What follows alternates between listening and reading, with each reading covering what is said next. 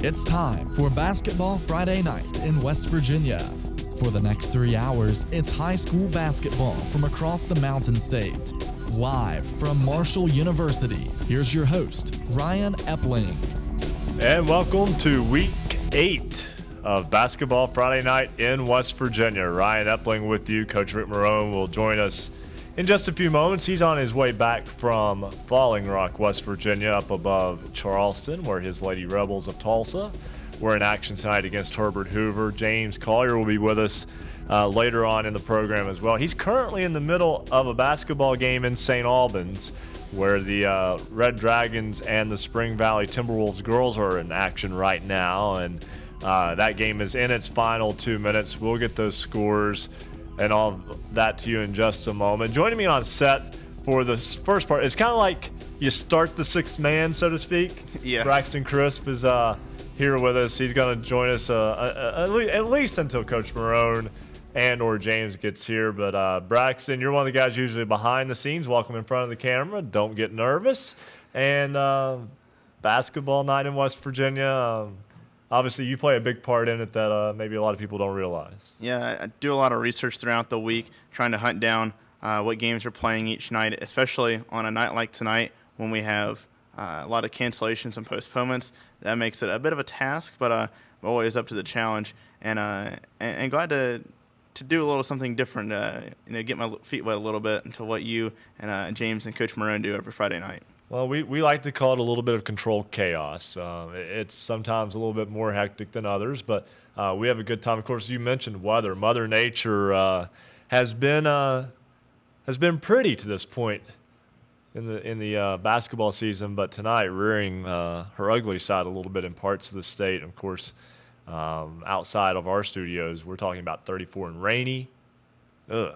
Not exactly a good night from that standpoint, but that means it's an excellent night to be inside and an excellent night to watch high school basketball. And there were many great games and a couple of rivals, both new and old, that were in action tonight. So before we go any further, let's take a look at the basketballnight.com scoreboard. Looking for scores? Look no more. Basketballnight.com has you covered. We'll start with boys in Class AAA, and we'll go ahead and tell you which games were postponed and rescheduled tonight also as we go along. Woodrow Wilson, who suffered its first loss of the season earlier this week, their game with Parkersburg tonight postponed. Also, Class AAA, number 4 Parkersburg South, the Patriots beat University tonight 90-76. Gotta love the way the Parkersburg South Patriots and Coach Fallon run with the basketball. Greenbrier East and Mount View postponed. They will try to make that up on the 27th, so that is next week. Final score tonight, Logan defeats Wyoming East. The 10th-ranked Wildcats get another big win, 73-64. They won at Woodrow earlier this week, too, so Mark Hatcher's ball club playing some pretty good basketball tonight. In the battle for Hancock County, it was Brooke beating Weir 71-53. The Bruins get the big win. Frankfort and Hampshire postponed, rescheduled for February 16th. Spring Mills and Hedgesville postponed. Jefferson and Washington postponed. As you notice, Eastern Panhandle seems to have been most adversely affected by weather. Musselman and Martinsburg postponed. Also, Southern West Virginia having some issues with weather tonight. Bluefield and Oak Hill postponed. Shady Spring and Summers County postponed. Class AA, number 1 Poca remains undefeated. The Dots beat Sissonville tonight 65-45. Also tonight, Westside and Independence postponed. They'll make that up January 30th, 1 week from tonight. Battle of Mingo County. There are only 2 high schools in Mingo County now. There once were 6, but now there are just 2. And the county belongs to Tug Valley as the Panthers go on the road and beat AA number 6 Mingo Central 55-51. Guys, you got to rank Tug Valley. Tug Valley unranked in Class A, but have beaten about 4 or 5 top 10 teams. Come on now. Battle for the Hatchet in Ravenswood tonight. Visiting Ripley gets the win 57-43 over their rivals in Jackson County, Ravenswood. The Red Devils ranked 7th in Class AA fall to Ripley. Also tonight, final score, the Scott Skyhawks, ranked number 9 in AA, beat Lincoln County 61-56. Good ball game there tonight. Lincoln County is one of those teams that's improving, but Scott able to get the win tonight. Petersburg and Berkeley Springs postponed. Chapmanville Regional defeats Wayne tonight by a final score of 69-48. The Tigers get the big win. Also tonight, the Rams of Southern Maryland defeat Kaiser 56-49. In Class Single A, Buffalo and Valley Fayette postponed. Greenbrier West and Cameron, part of the West Virginia Hometown Invitational, both games postponed, unfortunately. We'll talk much more about the Hometown Invitational throughout the program. Montcalm and Fayetteville postponed. Harmon and 100 were scheduled to do battle tonight, but that game canceled. That game also postponed. Tigers Valley and Midland Trail postponed. They will make that up on January the 28th. Union and Paw Paw postponed. The Eastern Panhandle struggling. It breaks your heart, doesn't it? It does. I'm a big Paw Paw Pirates fan. I'm also a big Union Tigers fan. I like both of them, but unfortunately they weren't able to get that game in tonight. And girls basketball action, looking at the scoreboard, Huntington defeats Winfield 82-52. The 5th-ranked Highlanders in Class AAA get the win. Also in girls basketball, they're about the 2-minute mark to go. St. Albans, ranked number 9, leads number 6 Spring Valley 55-45. James Collier will have more on that game a little bit later on. Woodrow Wilson and Parkersburg girls matchup postponed. Shady Spring and Independence girls matchup postponed until February 9th. Class AA, number 2 North Marion defeats Lincoln 73-53. It was number 3 Fairmont Senior defeating Grafton 55-24 in Big Ten action tonight. And also tonight, Moorfield and East Hardy postponed. Greater Beckley Christian scheduled to play man in girls basketball. That game postponed. And finally, Pendleton County scheduled to play Petersburg, and that game also postponed. Of course, all scores are available on our website, basketballnight.com. And Braxton, that's our first check of the scoreboard, and unfortunately, as we mentioned, Mother Nature seems to be doing a number on the Eastern Panhandle, a little bit in the Northern Panhandle, and in the extreme southern part of West Virginia. And even though there's some weather issues there, still it sounds like a pretty exciting basketball game at Willie Acres Arena in Logan and Wyoming East, plus the battle for Mingo County. So Mother Nature didn't exactly win the battle against high school basketball here in the Mountain State entirely tonight. Well, earlier this week, Parkersburg South avenged its only loss in girls basketball to a West Virginia school when the Patriots beat South Charleston 70-28. You heard that correctly, a 42-point win. Chad Richards, WSPW, was there. He joins us now. And Chad, the Lady Patriots with Kia Bartlett back, looking like they're hitting on all cylinders right now. Yeah, absolutely. With the addition of Bartlett back into the Lady Patriots, they were able to dominate South Charleston, the number 2 team. However, last night I was able to attend their game versus Wheeling Park, which they won 76-49. Well, tell me a little bit about that ball game. Wheeling Park's a team that makes it to Charleston regularly, and Parkersburg South handling them pretty easily, at least on the scoreboard as well. Yeah, definitely exciting game in the first few minutes. At the end of the first quarter, the score was 17-14, so very close margin. But by that time, Bartlett started getting her stride in, getting 13 points in the second quarter, bringing the Lady Patriots to 41-24 at the end of the first half. And Bartlett in that game scored 32 points. Also scoring were Taryn McCutcheon with 13 points and Hayton with 21 points. So a big win there for Parkersburg South. And again, the Patriots, who won the state championship 2 years ago, lost in the finals a year ago, but have almost the entire team back. That team seems to have, when you get Kia Bartlett back to go along with Taryn McCutcheon, who is a junior who's already committed to Michigan State, it seems like those two really pick up their game when they're both on the floor together. Those two are definitely the powerhouses of the team. Definitely power players, but both of them well-rounded players.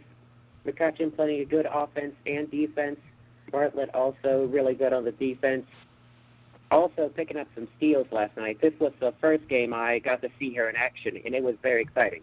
Well, Parkersburg South is now 13-2 on the season, and they've got a game coming up a little bit later on. Again, supposed to play University tonight.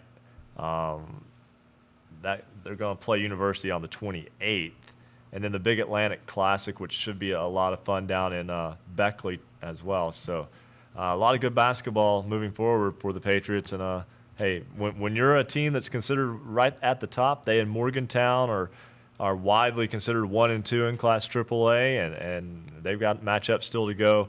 I know there's a lot of excitement around the program there. Yeah, absolutely. And though they're 13-2, they are undefeated in Two Rivers Athletic Conference and Ohio Valley Athletic Conference. 7-0 in Two Rivers, 8-0 in Ohio Valley. Well, Chad Richards, WSPW, we know that you'll keep an eye out and an ear out on that ball club for us. We appreciate you calling us here on Basketball Friday Night in West Virginia. Thanks for having me on. All right, always a pleasure. Moving right along, but staying. And we'll get back to the phones here in just a moment. But Braxton, that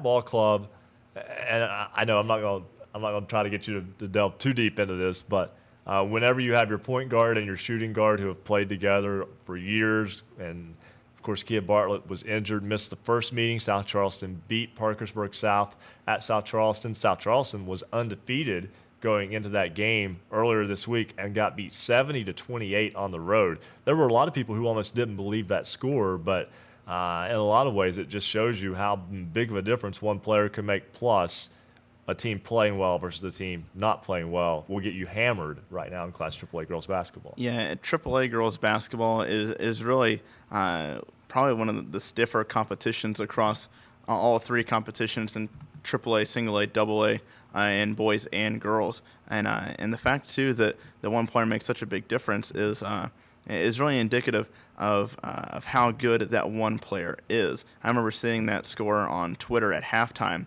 the most recent Parkersburg South Charleston battle. And I think South Charleston had, 7 or 9 points at halftime. And it was like, really?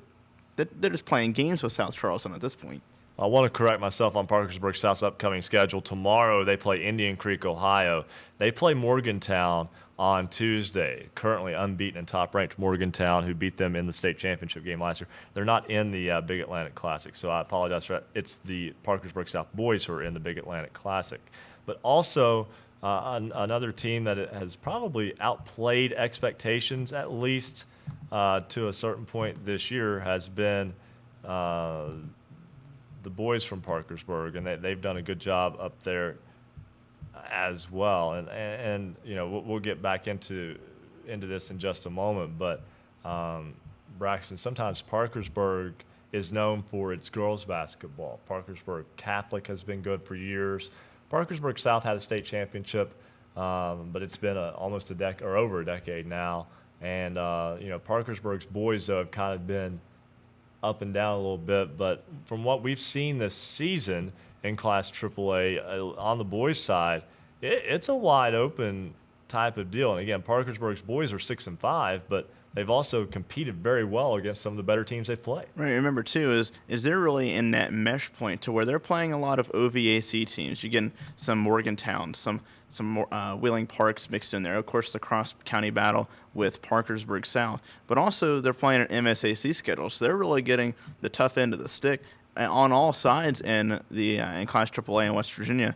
And I think that really makes it interesting on how their season goes as compared to, say, a South Charleston or a Capital. They're only getting the MSAC. I'm not saying the MSAC is easy by any means. It's quite difficult of a league, but you're not getting both angles of it, playing OVAC and MSAC teams. Well, right now we're going to step aside and take a break. When we come back, we'll go back to the phone lines. We'll also keep an eye out on some other scores. We'll get them to you as they come in tonight as well. This is Basketball Friday Night in West Virginia on the Fast Break Sports Network.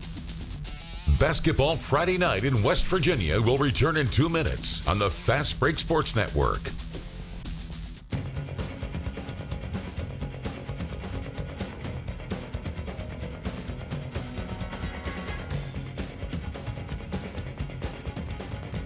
For scores online, all of them, visit us at basketballnight.com. Big thank you to all of our affiliates broadcasting Basketball Friday Night. 106.7 FM WHFI Linside, 101.9 FM WVOW Logan, 90.7 FM WFGH Fort Gay, 98.5 FM and 101.5 FM WQAZLP Edmond and Beckley, 101.7 FM WYAPLP Clay, 88.1 FM WMUL Huntington, 97.9 FM WSBWLP in Parkersburg. Also, you can check us out if you are a cable subscribe to cable, Comcast Channel 25, Armstrong Cable Digital Channel 204. Online, we're available at basketballnight.com. Click on Listen Live, or you can watch the high-definition video stream. We're also available on rsnsports.com. Join us online at basketballnight.com. Vote in this week's poll. We want you to be part of the Basketball Friday Night in West Virginia family. Last week, 54% of you agreed. Since Ohio allows makeup games on Sundays, the WVSSAC should allow Sunday afternoon makeup games in West Virginia. This week's question: there have been instances of literally holding the ball in games to kill the clock, as recent as this week. Should West Virginia institute a shot clock in high school basketball? Go online, basketballnight.com, and vote yes or no. basketballnight.com. Vote in the poll. You've got till 11:45 tonight. This is Basketball Friday Night in West Virginia.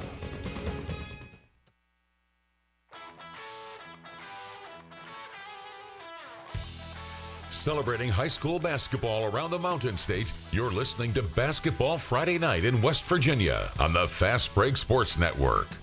Now, back to your hosts, James Collier, Coach Rick Marone, and Ryan Epling. 9:16 on this Basketball Friday Night. Ryan Epling and Braxton Crisp in studio with you tonight. Again, Coach Marone on his way back from the Tulsa Lady Rebels game at Herbert Hoover. James Collier will be on his way in from St. Albans in just a little bit as well. That game just wrapped up tonight also. Before the break, we were talking about Parkersburg's boys team being 6-5. Their game with number 2 ranked Woodrow Wilson tonight was postponed, but we do have Lincoln Morgan, WSPW, on the phone with us. He follows the Parkersburg Boys Ball Club, and Lincoln, unfortunately, weather winning out tonight. Yes, weather was a bad thing. A very interesting matchup as we were looking at, you said, Woodrow Wilson versus Parkersburg High School. And the Big Reds, as we talked about before the break, 6-5 on the season, and really though a team that has been in every contest. I mean, we go back and look at the schedule. The losses to Preston by 6. Preston's pretty good. Lost to Huntington by 3. That's the reigning state champs. Had a big win over Cabell Midland, a good win over Brook, a 1-point loss on a 3 at the buzzer to Parkersburg South, which I know was a tough loss for the Big Reds.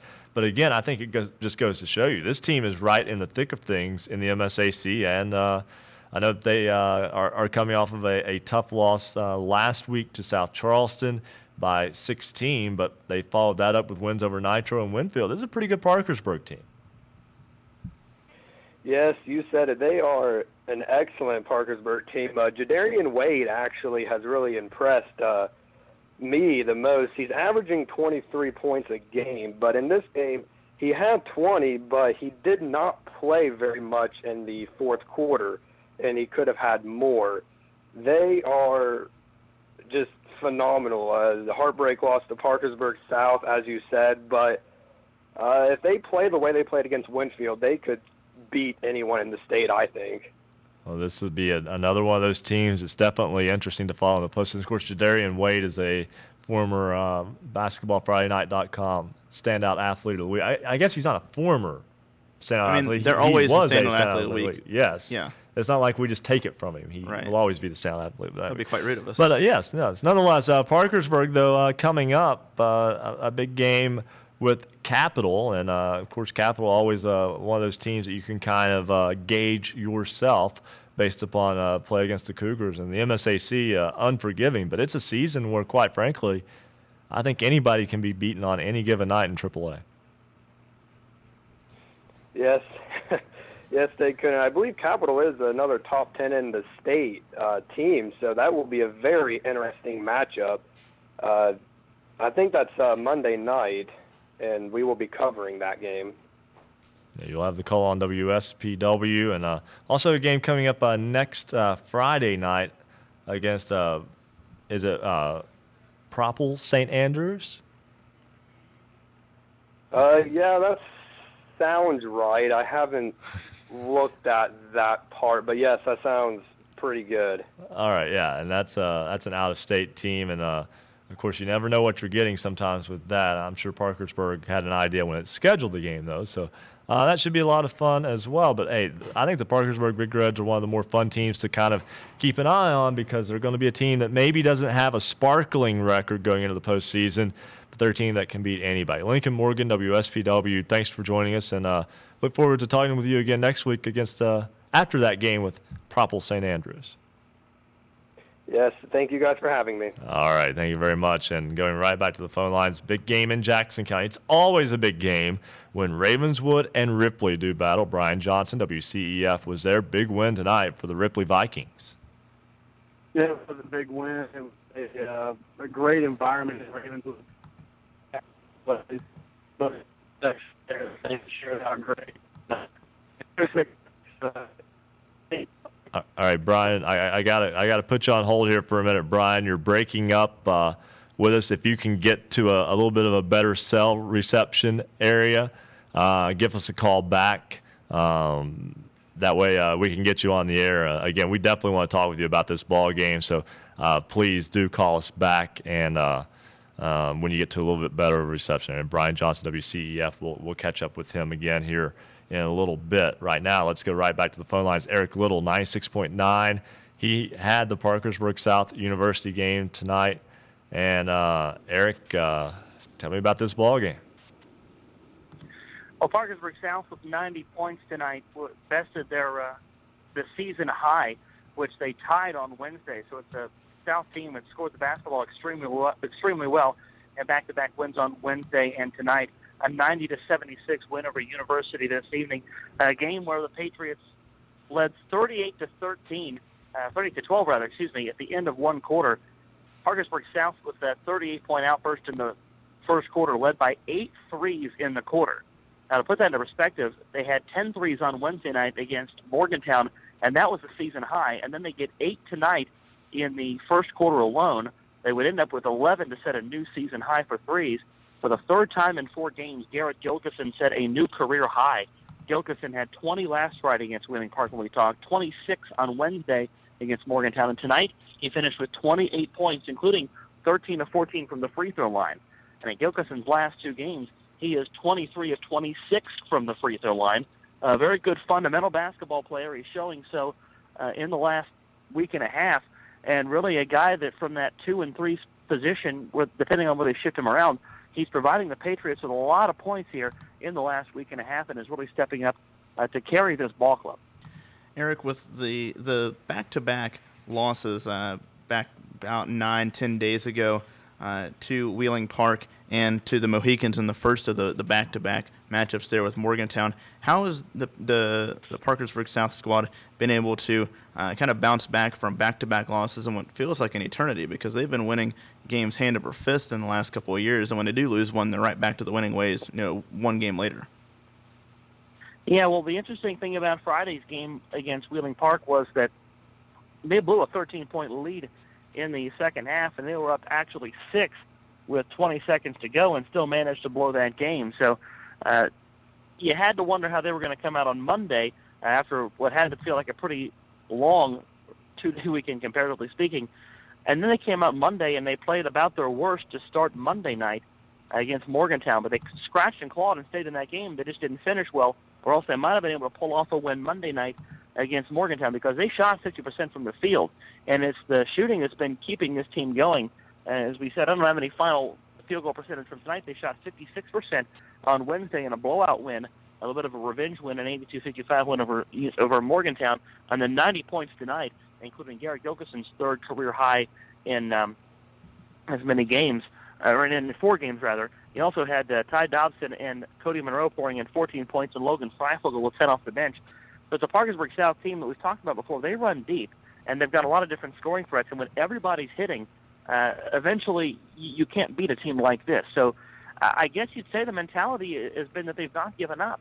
And that's what sticks out to me about this team is that they hang in there, and they've not been down on themselves after those 2 losses. They came out and absolutely ran Morgantown out of the gym 2 nights ago, and they were on the verge of doing so in the first quarter tonight before their defense slipped a little bit in the final 3 periods. But still, 90 points is 90 points, and you can't shake a stick at that. Win number 10 on the year for Parkersburg South, and they'll be back at it again with University. What's up with these back-to-back games with the Morgantown schools? Well, that wasn't scheduled 2 weeks ago when pretty much the entire state was snowed out.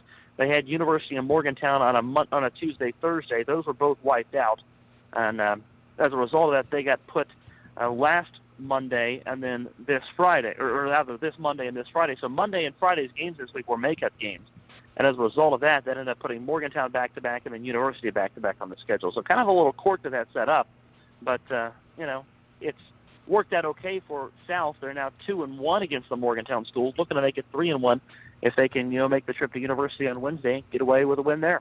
Sounds like a lot of fun following that ball club. Eric Little, 96.9. He had Parkersburg South's win tonight over University. Eric, thanks for joining us. Hey, thank you for having me. And I don't know what the weather's like where you guys are, but if you guys have anywhere to be tonight, be careful. It's snow's starting to fly here. Yeah, it sounds like Drive safe. Yeah, thank you very much. Cold and rainy here is fortunately it just stays on the rain side. We're going to go right back to Brian Johnson, who rejoins us now. He was at the pit tonight in Ravenswood. Ripley makes the trip up I-77 and gets the win on the road, Brian. Yeah, sorry about that, guys. A great performance tonight by the Vikings. I wouldn't say they played their best game, but you have to give the Red Devils a lot of credit. Coach Mick Price is a state championship coach for a reason.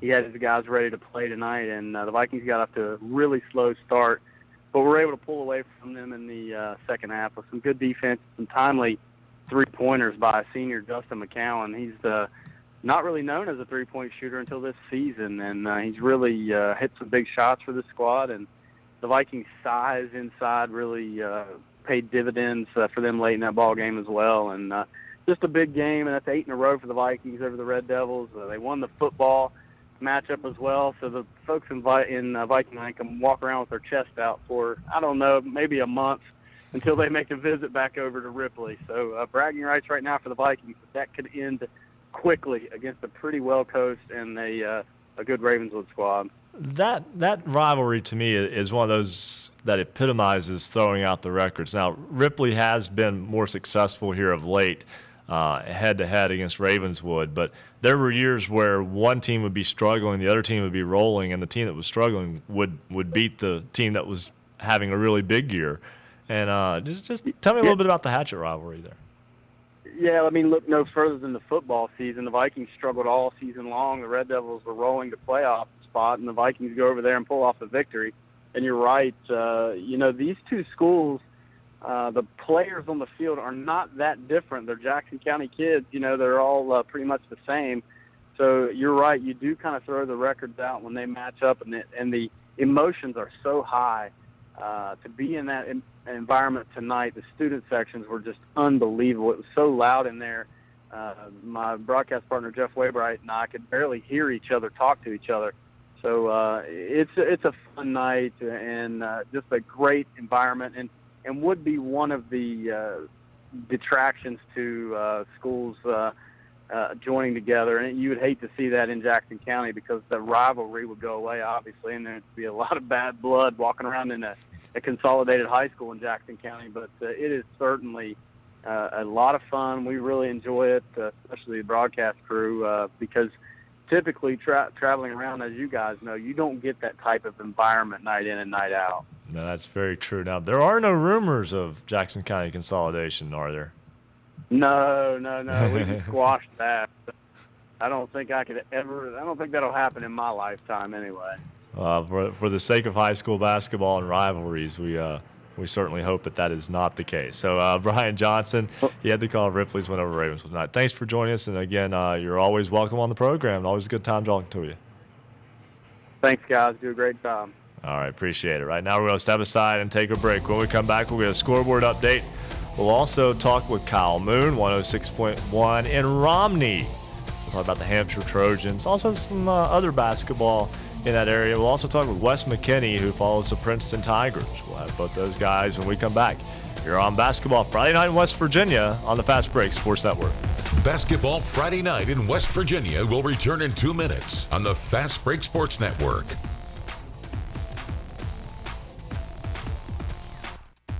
For scores online, all of them, visit us, basketballnight.com. Thanks for joining us tonight. Congratulations goes out to Gage Wicks, Williamstown Yellow Jackets. Gage was selected as the Basketball Friday Night Standout Athlete of the Week. And that was last week.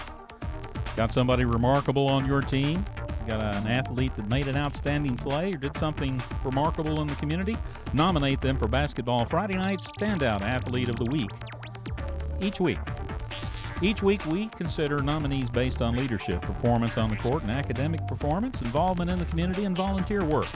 Every Friday night, we select a Standout Athlete of the Week. Go to basketballnight.com/standout athlete and just fill out the online form with your nomination. Basketball Friday Night in West Virginia. That's where it's all at. Thanks for joining us, and hey, everybody that's tweeting us tonight, we appreciate you very much, and our new followers too. A shout out to Shep. Andrew Harrison, brand new follower. Thank you, Andrew, for joining us on Basketball Friday Night. Craig Dutton, Bill Cornwell. Bill was at the Spring Valley game tonight, sending us sweets. We appreciate that. Andrew Lane, Will Samuel. We appreciate everyone following us on Twitter. You can follow us at Twitter, @hoops_roundup, @hoops_roundup.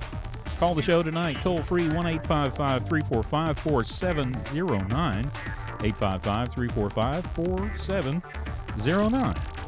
You can send us a score by email too, scores@basketballnight.com, scores@basketballnight.com. This is high school basketball's home for the Mountain State. Basketball Friday Night in West Virginia on the Fast Break Sports Network. Now, back to Basketball Night in West Virginia with James Collier, Coach Rick Marone, and Ryan Epling. It is 9:32 on Basketball Friday Night in West Virginia. Ryan Epling, Braxton Crisp. He has moved to the other side. Yeah. Now, yeah. Yeah, I moved over here. Why not, right? Yeah. Well, there's a good reason for that. I'm just a flipper flopper. Yeah, I'm like a fish. You were over here, and now you're over here. Yeah. Yes. We'll tell you in a moment. The magic of radio, though, you are right in our radio sets. But nonetheless, it's a big night tonight for high school basketball. We'll talk with Kyle Moon in just a moment in Romney. We'll also talk with Wes McKinney of Princeton. But before we do that, let's get another check of the basketballnight.com scoreboard.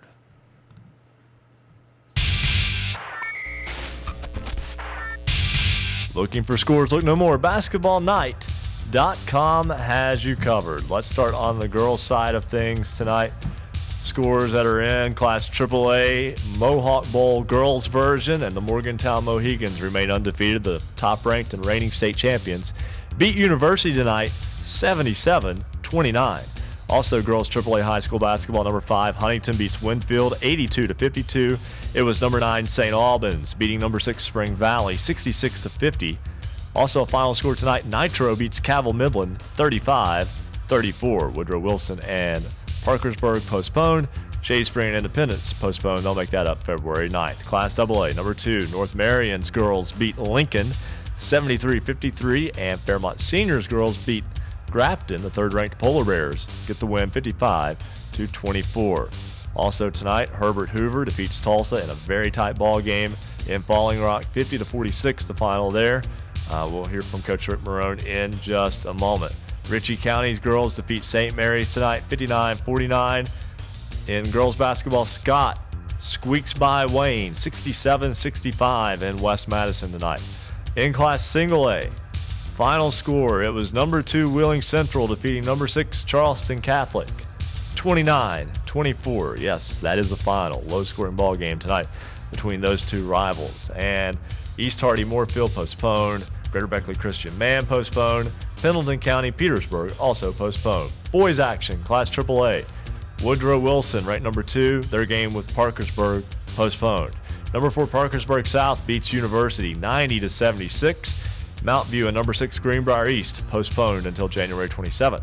Number 10 Logan defeats Wyoming East 73-64. Brooke beats Weir tonight 71-53. Frankfort and Hampshire postponed. They'll reschedule for February 16th. We'll talk more about Hampshire in just a moment. Hedgesville and Spring Mills canceled. Jefferson, Washington postponed. Musselman, Martinsburg postponed. Bluefield and Oak Hill postponed. Summers County, Shady Spring postponed. Class AA, number 1 Poca gets a Cardinal Conference win over number 10 Sissonville 65-45. Number 4 Westside's game with Independence was postponed until next Friday night. In Mingo County tonight, Tug Valley goes into onto Minor Mountain and beats Mingo Central. The 6th-ranked Miners fall at home to Tug Valley 55-51. Ripley wins the battle for the Hatchet 57-43 with a win at the Pit in number 7 Ravenswood. Number 9 Scott beats Lincoln County 61-56. Chapmanville Regional tonight wins the Cardinal Conference matchup with Wayne 69-48. It was Herbert Hoover defeating Tulsa 68-24. Southern Garrett Maryland defeats Kaiser tonight 56-49. Class Single A, number 7 Williamstown beats Tyler Consolidated 71-37. Buffalo and Valley Fayette in the Hometown Invitational postponed. Greenbrier West and Cameron postponed. That was also a West Virginia Hometown Invitational game. Montcalm and Fayetteville postponed. Harmon and 100 postponed. Madonna beats Steubenville Catholic Central out of Ohio 51-43. The Blue Dons get the win. Tigers Valley Midland Trail postponed. Also tonight, Union and Paw Paw postponed, and that is a check of your basketballnight.com scoreboard. We'll have Coach Rick Marone in just a moment, but first let's go back to the phone lines. Kyle Moon, 106.1 in Romney, Hampshire tonight. Their game postponed. Kyle, weather not doing anyone any favors right now in the Eastern Panhandle. No, it's really not. I was actually kind of disappointed when I found out I was still at school when they announced that they weren't going to have the game, and I was really excited, and a lot of the fans were excited. They were going to do a blackout event tonight. Kids were buying the blackout T-shirts, and I could tell the fans were really going to be into it, so really a shame that they had to postpone the game. But earlier this week, the boys did have a good game. That was on Tuesday, I believe. They were in Musselman. They came back in the fourth quarter after being down the whole game to beat a pretty solid team in Musselman, 56-51, move up to a 7-2 record. So wasn't all bad for the boys this week. And a good win there. And looking forward for this Hampshire ball club, have Hedgesville coming up. That's a chance to get a second win over the Eagles. Beat Hedgesville earlier this year, but now going on the road. And then next Thursday night, a game at Kaiser. So Hampshire has a couple of big games coming up.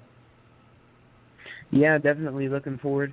I'm not sure about the Hedgesville game. I'm definitely going to try to make it to the Kaiser game. Kaiser is definitely somewhat of a rival for Hampshire. Not necessarily the kind of rivalry that's like a violent, we hate you kind of rivalry, more of a friendly rivalry. Two teams that are close enough together. A lot of them know each other from different out-of-school activities, and it's always fun to go to those games because the fans really get into it. But like you said, both games we have next week are road games, and right now we are 3-0 on the road, so hoping to get a couple good wins there. Well, and what maybe a lot of folks throughout West Virginia may not realize is Romney has more than one school. Hampshire, not the only school in Romney. The West Virginia School for the Deaf is also in Romney, West Virginia Schools for the Deaf and Blind. And the West Virginia School for the Deaf has a basketball team that is currently 2-2 on the season. Yeah, they both the boys and girls actually there have had a lot of games canceled this year. But, currently 2-2. They had a loss to Legacy Christian in Virginia Thursday, yesterday. I haven't been able to make it to any of their games, but I plan on trying to in the future because it's pretty interesting. And like you said, not a lot of people realize such a small town kind of out in the middle of nowhere up in Romney, but I mean, it is the state school for the deaf and blind, so it's something. And I'm still disappointed the Pioneer Restaurant went out in Romney. I mean, I'm sorry. Well, there are a lot of good restaurants. There's a lot of little ones. Not any big names, though. Won't find any of those in Hampshire. Hey, well, sometimes it's the little mom and pop places that make the best food for you. Hey, Kyle, always a pleasure talking with you. Look forward to talking with you again next week. You too. Stay safe this weekend. All right. Thank you very much. That's Kyle Moon, 106.1 in Romney. Wes McKinney is the voice of the Princeton Tigers. He joins us now. And, Wes, I guess first off, I got to ask, how's the weather in Mercer County right now? Well, guys, fortunately, first off, Princeton not playing tonight, so therefore their game didn't get canceled as most games did down here in southern West Virginia. But the weather, not great. We've had basically freezing rain since about 5 or 6 o'clock tonight, so conditions just terrible in this reach of the state. It seems like the weather's a factor in I guess the extreme parts of the state, so to speak. The eastern panhandle, the northern panhandle having some weather issues, and Beckley South also having some weather issues tonight as well. But let's talk about Princeton now. The Tigers 4-7 on the season, and tough loss to George Washington in that they had a hard time scoring against the Patriots. Yeah, Monday they go over to Cabell Midland. They get a much-needed win. They come back on Tuesday night and get that win against St. Albans without big man Aaron Ferguson. Of course, that was a whole different storyline. And then last night they still don't have Aaron Ferguson serving the second game of his suspension, and they looked about as bad as you could possibly look, I think. I don't think there's anywhere to go but up whenever they go to Ripley on Wednesday night. So that suspension now, he has completed it, correct? Yeah, he sat out Tuesday night against St. Albans and then last night against George Washington. So he'll be clear for the 3 games that Princeton will play next week. And it's really a tough stretch for Princeton next week. They'll go to Ripley on Wednesday night. They'll have a 4 o'clock tip-off at the Big Atlantic Classic on Friday against Parkersburg South. And then, depending on what happens there, they could have an earlier tip-off at 10:30 on Saturday against either Shady Spring or Martinsburg, or if they would win against Parkersburg South, they would tip off, I believe it's at 6:30 on Saturday afternoon. So another busy week. I know you're coming off of a 3-game week. The legs have to be a little wary there. Yeah, I think it definitely showed last night against George Washington. A lot of guys happened to pick up some extra minutes with Aaron Ferguson missing from that lineup. And notably Logan McKinney went most of the whole way on Tuesday night against St. Albans before it turned into a rout. I think he got maybe the last 4 or 5 minutes of the game off. He went a good bit of a run on Tuesday night. So did Garrison Hartwell, not used to playing as much. So I definitely think that Princeton needs a few days here to get right before they make that trip to Ripley on Wednesday night. And frankly, this is a team that Princeton better not overlook, because they have a couple impressive wins, Spring Valley, of course, and then they played a couple of teams close, Hurricane, South Charleston, that Princeton has not even come close to touching this year. So I think Princeton needs to be on their guard here, because this could easily turn into an 0-3 week coming up. But if they can get this win at Ripley, then maybe looking at 2-1 or 3-0 next week. Wes, always a pleasure talking with you. Stay safe down there this weekend. Alrighty. Thanks, guys. Appreciate it. All right, that's Wes McKinney with the Princeton Tigers. We got James Collier on hold. We're going to hold off, and we'll bring him in a couple of minutes. I want to talk with Coach Rick Marone, who's so kind to make the trip back from Falling Rock and join us tonight, head coach of the Tulsa Lady Rebels. And, Coach, we'll let you get into the co-hosting duties in a moment, but first you'll have guest duty here. So do I jump from one side to the other? Can I ask myself questions? Because I've done that tonight. Well, Braxton's already moved on us once, by the way. He actually started the show where you're sitting, and then he moved over. But nonetheless, Herbert Hoover, very good ball club. You go on the road, tight ball game to the end, but just couldn't come out with a win. Yeah, I tell you, we've really struggled trying to finish games. We were up one inside 2 minutes to go, couple of turnovers. But we fought hard. We had 3 starters that were fouled out with us. We were into our bench pretty deeply and played well. We played well at Chapmanville this week. Had a good effort on Wednesday night and a position to win that ball game, but just really not able to make those plays down the stretch. Hoover did that. It was a tough loss, but it's a tough environment there to play in. So proud of our girls. We've got a young ball club, and we're just not finishing games. And tonight was another example of that, one that we had opportunity and we just didn't get it done. As a coach, is it one of those situations where you're right on the fringe? I mean, you're losing a lot of close games, but those games can easily be turned around as the season goes along. Yeah, it's really it's a psychological thing. You don't want to say Dr. Phil time, but our girls are fighting so hard. They're very coachable. They'll be at practice tomorrow, and they want to learn and be coached. And we're just inexperienced. And some girls are really stepping into new roles, and we're proud of them. They haven't quit. We've had some big wins on the road at Polka and Scott. But we've got to find a way, and we've lost 8 games. 6 of them are by 6 points or less. So those games are in the balance, and we haven't been able to get it done. But we have competed with everybody pretty much. Sissonville got us pretty good, but so we're there. I mean, we're in the mix. We feel like when sectionals get here, that we hopefully will be peaking at that time, and maybe we can make a run in the tournament. Coach, how do you keep a young group like you mentioned confident and not, seem and get down on themselves, losing, 8 games early in the season, especially by such close margins when it seems like, one basket here or there, you could have 3 wins out of those 8. Yeah, it's really tough because, the work they're putting in. You want them to get the reward, and it seems like it's been something different tonight. We were 8 for 19 at the foul line. We turned the ball over 18 times. We were up 1 with the ball under 2 minutes to go. So despite everything, we were in major foul trouble at Chapmanville on Wednesday night. We were in position to win the ball game. It's tied going into the fourth quarter. We had a terrible start down there. We're down 12-0 at Chapmanville, and then we go on a 15-0 run. We're up 15-12. So it was a battle, but they're doing all the right things. We just have to find a way, and I'm hoping if the dam breaks that we could be a dangerous team. But we've got to get it done. We're not getting it done, but we're 4-8, but we're competing, and we're looking at this point with our ball club is our effort and our competing, and go from there, and everything else will take care of itself. And we've competed every night, so it's discouraging, I'm sure, for them, but they'll show up tomorrow ready to work. So it's fun to work with them, but you just want to see them get some payoff. Coach Marone, always a pleasure. We'll have you back in the next segment. Thank you very much. I heard you got a really nice and handsome third host, so can't wait to talk to him. Oh, that's me. My bad. Wow. All right.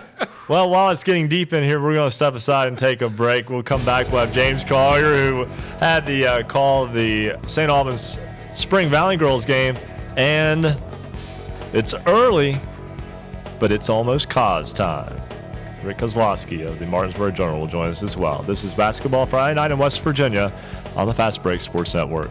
Basketball Friday Night in West Virginia will return in 2 minutes on the Fast Break Sports Network.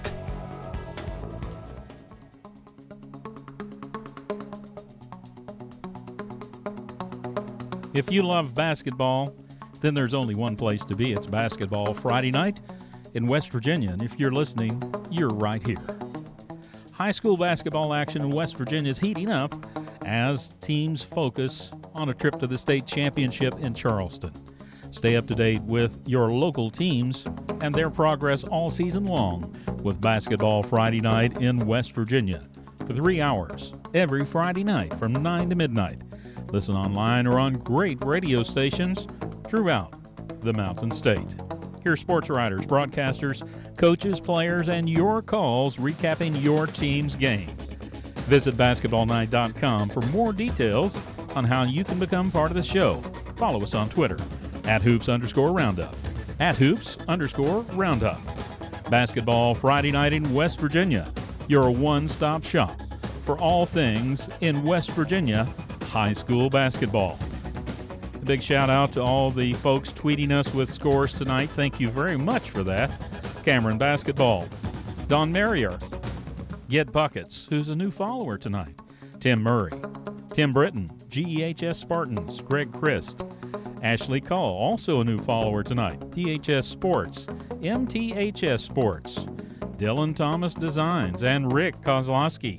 And you've got to stay around tonight for Rick Kozlowski and find out what his new theme music may be. Once again, go to our webpage, basketballnight.com, and you'll find out all the ways that you can connect with the show. You can call, text, tweet, email.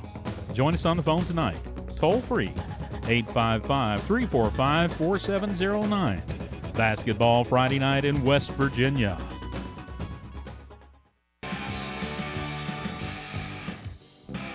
Stay up to date on your favorite teams. Check out basketballnight.com. Now, back to Basketball Friday night in West Virginia with Coach Rick Marone, James Collier, and Ryan Epling. 9:50 on this Basketball Friday night in West Virginia. Welcome back into the program. Ryan Epling, Rick Marone, and Braxton Crisp with you. James Collier is the third member of our crew who is normally on set with us. He is currently making the trek back from St. Albans tonight, where the Red Dragons beat Spring Valley in girls high school basketball 66-50. First, James, take it easy because I understand that it's getting colder. It's wet out there. We're right on that precipice of going from rain to ice, so be careful on your way back in. And second off, I guess, what are you seeing on your route back in down I-64? Well, just making it back onto I-64. On the windshield, it looks like just rain right now, but as you mentioned, we're right on that borderline. On the trek up this evening, it was a mixture between some rain and some snowflakes. But as of right now, everything looks to be just moisture. Hopefully we'll be able to make it back before the white stuff starts to fall, and maybe we'll miss the ice side and it'll just go straight to snow and not have to worry about those super slick conditions from the Alps.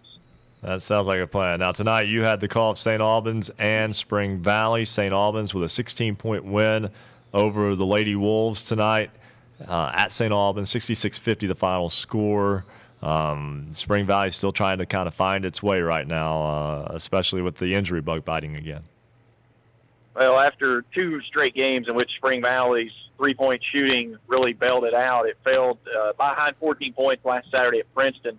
And then Cass Lemons had 5 threes in the ball game. Spring Valley had 13 triples to come back and get the nice win. Then in the win Wednesday night over Ripley, Spring Valley topped that number with 16 threes. Had 7 threes in the first quarter, 9.5, with 6 threes coming from Allie McCraw. You had 5 more coming from Cassidy Lemons, 16 total threes. All 11 players that checked into that basketball game scored. Tonight, not so much. Spring Valley struggled, to say the least, to be able to find its mark. But the other side of things, Spring Valley had 6 players foul in the basketball game. All 5 starters tonight were disqualified via the fouls. The total team fouls at the end of the contest, it was 35 team fouls against Spring Valley, 21 against St. Albans, with a 21-7 margin in the second half. St. Albans did not pick up its 7th team foul until 13 seconds left to go in the basketball game. And in the first half, St. Albans was in the bonus with 4:38 left to go in quarter number 1. Always tough to get a win in that situation. And, of course, on the road, things are always challenging as well.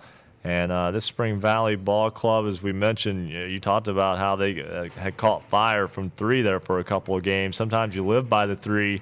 You can also die by the 3. Yeah, and the other thing tonight, ball handling was not as stellar as it has been over the last few games. Spring Valley had, I think, 22 turnovers tonight in the basketball game, only averaged 14 per contest. And it was sloppy basketball that really got Spring Valley in trouble. It led after quarter number 1, had a nice-sized lead, 17-9. Then the fouls started to add up to where Spring Valley had to start going to the bench. And before it knew it, an 18-8 run in the second quarter puts St. Albans in the locker room up by 2, 27-25. The Red Dragons pushed it out to a 7-point lead after 3 quarters. It was 40-33. Spring Valley trimmed it down to 3, but then the wheels fell off. The fouls started mounting, and at one point it was 20. So 16-point win for the Red Dragons. Scott James's team did what it had to do. Shot free throws very well. That was one of the things that it did in the win over Princeton its last time out. So when you get the opportunity to get the freebies with no time running off the clock, you take opportunities when they're given to you. And St. Albans Red Dragons did that tonight for the win. Hey, James, Coach Marone here. And, again, be careful. I've been out on them roads, and just take your time getting a little bit slick. But I tell you, you talked about St. Albans, really one of those teams that's kind of on the fringe of the top 10. Coach James does a great job. But Spring Valley trying to find a new identity. I was wondering about your take on the fact they took a hard loss at Logan. Obviously, their personnel has changed a little bit, but when you look down their schedule, tell you what, they play a very good Hurricane team. They travel to Paul Blazer. They've got a home game with Huntington, South Charleston. I mean, they have got the gauntlet to run through, and then they're kind of trying to find their way. What about the confidence of this team as some of those young players are getting thrown into the fire? Well, one of the things that was really starting to come along after the loss of Maddie Morris and the broken hand at Logan, it was Allie McGraw that kind of got the nod. She's the sixth senior, if you will, on that team that was kind of turned to look to step up and lead this team. But she took the starting role that Maddie Morris vacated after the injury. And back-to-back games, she really found her groove tonight. She found her groove early in the first quarter, but then struggled to get going, as did Cassidy Lemons. Lemons had 8 points, all of those coming in the first half, and then she struggled mightily in the second. But when you go down the bench, it drops off quickly. You don't have the junior class to kind of lean on a little bit, as you will. It's sophomores and freshmen. And while these players, they have the ability, the skill to play at this level, they don't have the mentality just yet. And in a tight game tonight, that really showed through. And at one point, Spring Valley had 2 sophomores, 1 junior, 1 senior, and a freshman. And you could really see the mentality of trying to play from behind, not having the senior leadership out on the court to settle things down when things got crazy. And the wheels just fell off within a moment's notice, and St. Albans took full advantage of it with the 5 players it had on the floor. Well, James Collier, we know, again, you'll be on your way in here after a while. You be safe. We'll put you on hold for just a moment because right now it's time to go to the and get better. Stop coughing. You tell me how to do that, and I will do it. I'm ready to probably donate a lung at this point to stop this coughing. I cannot do anything. I'm sure 5 games in 5 days probably hasn't helped that. 2 more tomorrow. I'm looking forward to Sunday. I think I'm going to try to become a deaf mute and rest the vocal cords after 7 games in 6 days. I'm 20 days into this cough that I have, and I've been able to hide it from everyone on air for 3 weeks now, and hopefully I can continue to do that. Hey, James, just, again, stick around. We'll come back with you in just a minute, if that's okay. Can you stick around for us? Yeah, I can stick around. It's no problem. I'll throw you on speaker. All right, sounds good. Right now, let's go to the Eastern Panhandle. It's cause time. Let's go to Rick Kozlowski, the Martinsburg Journal, where they had no games tonight because weather a factor. We're in dangerous territory. It's cause after dark, but it's before 10 o'clock. Yes, cause before 10 o'clock. This is your happy hour cause. Rick Kozlowski, welcome to Basketball Friday Night in West Virginia. Oh, give me a second here. I was just dancing to the music. Hey, join in, my friend. Marone was doing it too. Feel the love. Oh my goodness, we are reaching back. That's top shelf. The final right there. countdown is that good. That is but top shelf. We can't do the final countdown at 9:55 for a show that ends at midnight. Anyway, but we got Rick. Well, I'm sorry, guys. We had it was kind of a deflating night. Oh, I see what you did there. Yeah. Yeah, I had to go there, of course. Yeah, we put the paper to bed an hour and a half ago. Wow, it's record time. Well, they wanted to get these delivery people on the roads before it gets real bad, but right now we got freezing rain coming down, and I don't know when the snow's supposed to start, but we probably could have played some basketball around here tonight. That was kind of disappointing. It's a tough deal for administrators. Go ahead. Yeah, it's a difficult call, and everybody's looking out for safety, or so they say, and I'll believe them. I know it was a little slippery driving home tonight, but So I saw all of one game this week. It was Tuesday. I finally got to see Hampshire play. And the Trojans have a very good but very quiet season.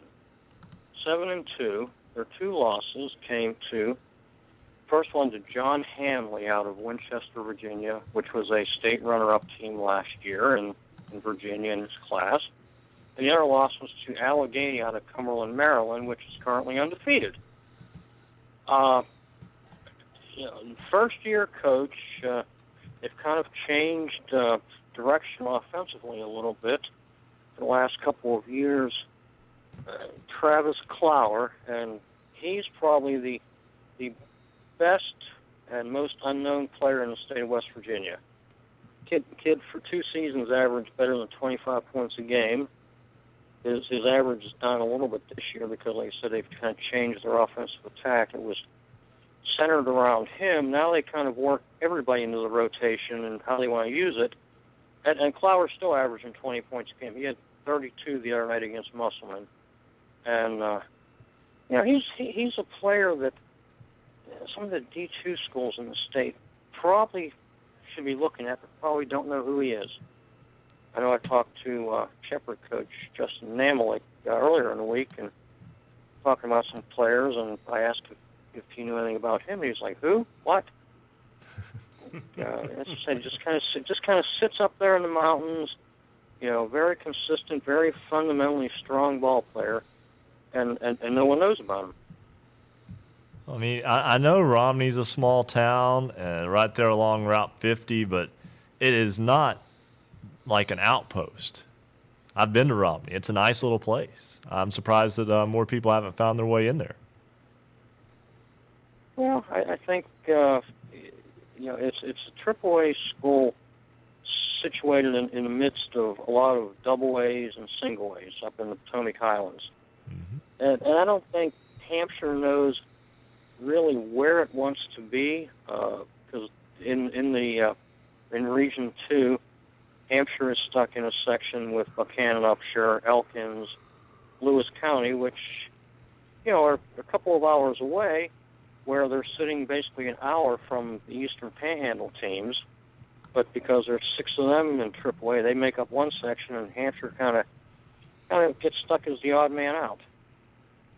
And I know, talking to some of the coaches, they'd rather play the teams on the far Eastern Panhandle, the Jeffersons and Martinsburgs and the like. But because of their sectional stuff, they have to travel in the middle of the state and match up with like I said, the Elkins and Buchanan Upshurs. Yeah, it's kind of difficult for them a little bit, but man, this kid can play.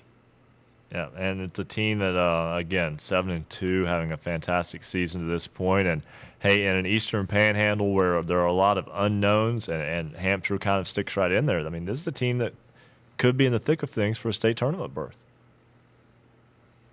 It's going to be interesting. I think that they'll probably come out of that section and then have to take on whomever survives around here. But they have beaten Musselman the other day. A week earlier, they beat Hedgesville. So I mean, Hampshire is showing that it's capable, at least, of playing with some teams that have been good on the Eastern Panhandle. I know Musselman's very young this season. Hedgesville's going through its struggles, and like I said last week when we talked, I'm scratching my head. I think a lot of people are scratching their heads about that team. They've lost 5 in a row now, and it's hard to say. And I think when all is said and done, and I could be wrong on this, I think Martinsburg may wind up being the top team. I thought early on in much of the season, I thought it was going to be Jefferson, and that team's been kind of disappointing. They're going through some struggles right now, and they have 2 really, really super ball players, in Khalil Jenkins and Jalen Smith. Both of them are averaging 20 points a game, but it just doesn't seem like the rest of it's quite coming together for them, even though they're basically the same team they've had for the last 2 years. Well, Rick, always a pleasure talking with you. Sorry to cut you short there. We're right up against a break. But again, always a pleasure, and you have a safe trip home tonight. Well, I'm already home, but I'm. Well, there you go. But thank you guys. You guys be safe on your way home. And let me just point out one thing. I won't be joining you next week. My daughter and son-in-law gave my wife and I tickets to a Fleetwood Mac concert in Washington, D.C. next Friday night. So I'll be getting my bumper music from Stevie Nicks. Yeah, we will get the people in the back. We'll work on that, and 2 weeks from tonight, when we get you back, Rick, we'll have that for you. It won't be as good as what you heard in person, though. Yeah, but hopefully in 2 weeks it'll be late. I'll be able to go out to a game, write a story, and then call you guys. Not so early in that 2 weeks from now, hopefully. I hope so. Hey, Rick, again, thanks for joining us tonight.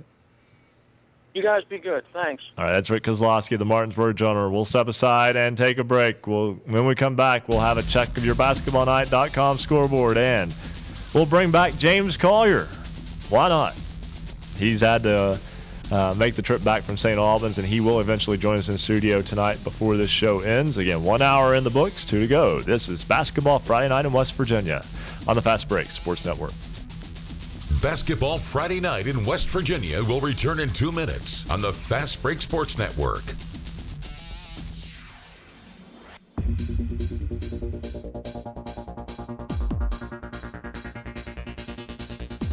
For scores online, all of them in West Virginia, visit basketballnight.com. Thanks to our many affiliates, contributors, all our callers, everybody sending us a tweet. We really appreciate you. Lots of places you can listen to Basketball Friday Night in West Virginia, including 106.7 FM WHFI in Linside, 101.9 FM 1290 AM WVOW Logan, 90.7 FM WFGH Fort Gay, 98.5 FM and 101.5 FM WQAZLP Edmond Beckley, 101.7 FM WYAPLP Clay, 88.1 FM WMUL in Huntington, Power 92 Radio, 92.3 FM WYRCLP in Spencer, and 97.9 FM WSPWLP in Parkersburg. Many other places that you can listen to and even watch Basketball Friday Night in West Virginia. You can go to Comcast. We're on Channel 25. Armstrong Cable in the Huntington area. Digital, Channel 204. Online, you can go to basketballnight.com and you can watch the show streaming live. You can also click Listen Live to listen to the audio stream. Our video stream is also broadcast on rsnsports.com. If you love basketball, then there's only one place to be. It's Basketball Friday Night in West Virginia. A shout out to some of our new followers. Buddy Forbes. Thanks for following us, Buddy, on Twitter @hoops_roundup, @hoops_roundup. John Sissy Barker. Eddie Morris, also a new follower on Basketball Friday Night in West Virginia.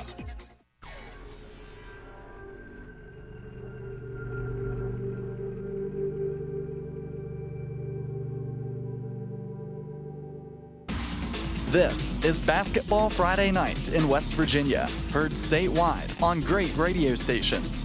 Visit basketballnight.com to find the station nearest you. Get all the scores, all the time at basketballnight.com or on Twitter @hoops_roundup. Now, back to Basketball Friday Night in West Virginia with James Collier, Rick Maroon, Rudy Raines, and Ryan Epling.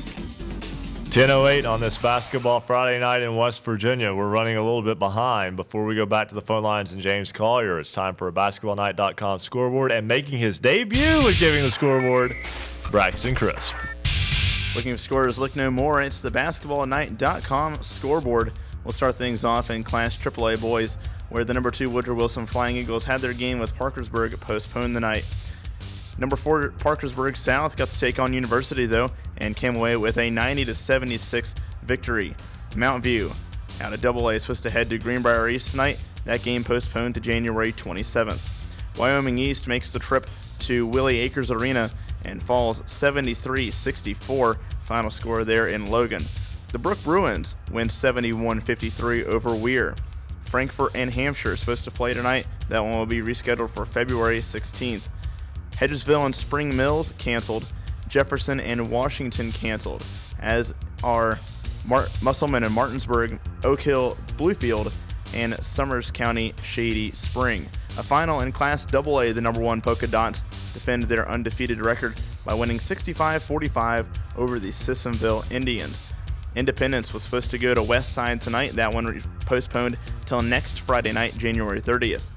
In the Battle of Mingo County, Tug Valley victorious over the Mingo Central Miners. That one a 55-51 victory for the Panthers.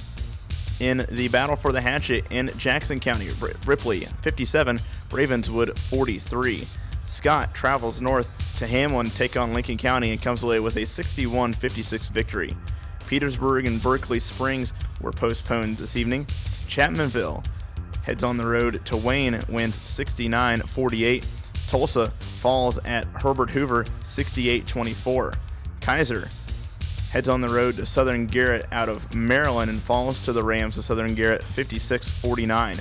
In Class Single A, the number 7 Williamstown Yellow Jackets win 71-37 over Tyler Consolidated. Buffalo and Valley Fayette were postponed in the West Virginia Hometown Invitational, as were Greenbrier West and Cameron. Another game postponed was Montcalm at Fayetteville, as was Harmon and 100. One final, actually a couple finals in Class Single A. Madonna takes on Steubenville Catholic Central and wins 51-43. Tigers Valley postponed to January 28th in their game against Midland Trail. A final from the land of Wetzel County, where Payton City defeats Valley Wetzel 69-45. Union and Paw Paw postponed in Class Single A boys. We'll move over to the girls' slate now. Morgantown in the girls' basketball edition of the Mohawk Bowl wins 77-29 over the University Hawks.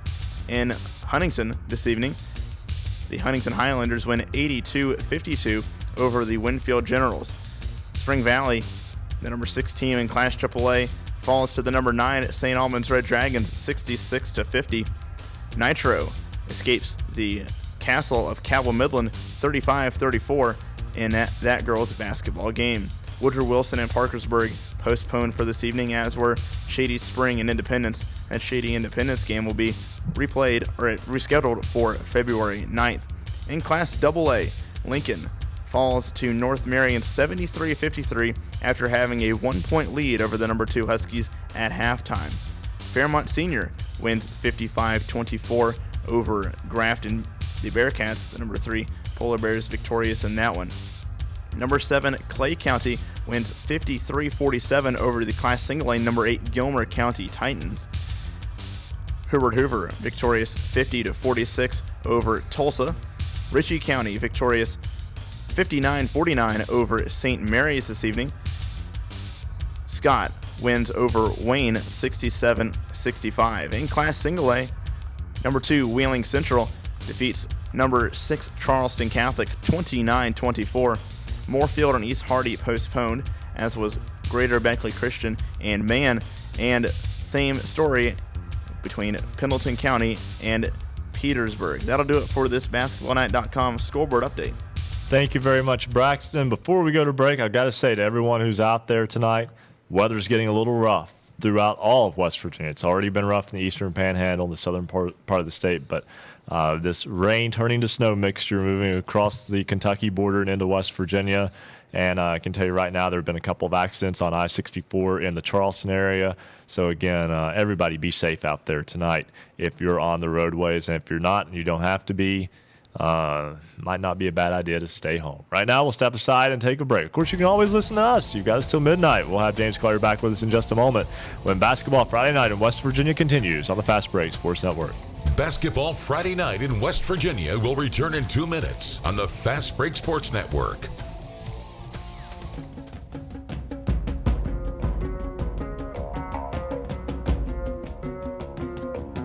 For Score Us Online, all of them, in West Virginia, of course, visit basketballnight.com. Thanks for joining us.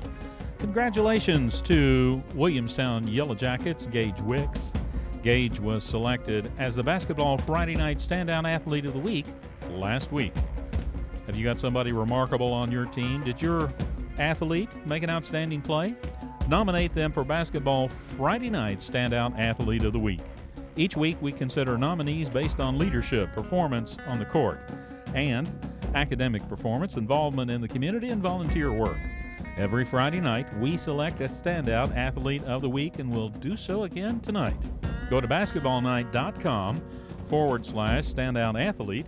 Just fill out the online form with your nomination. You'll find it all at basketballnight.com from Basketball Friday Night in West Virginia. Of course, if you love basketball, there's only one place to be, right here, Basketball Friday Night in West Virginia. A big shout out to all the folks sending us tweets and giving us updates, including the Martinsburg Bulldogs, Patrick McGinnis, News Radio 910 WLTP, Greg Blackburn, RH Sports Desk, Michael Minich, Joshua Spurgeon. Follow us on Twitter at @hoops_roundup, at @hoops_roundup. Lots of ways to connect with the show, and we want you to do so. Call us toll-free, 1-855-345-4709, 845-345-4709. And again, follow us on Twitter, at @hoops_roundup, at @hoops_roundup. Basketball Friday Night in West Virginia.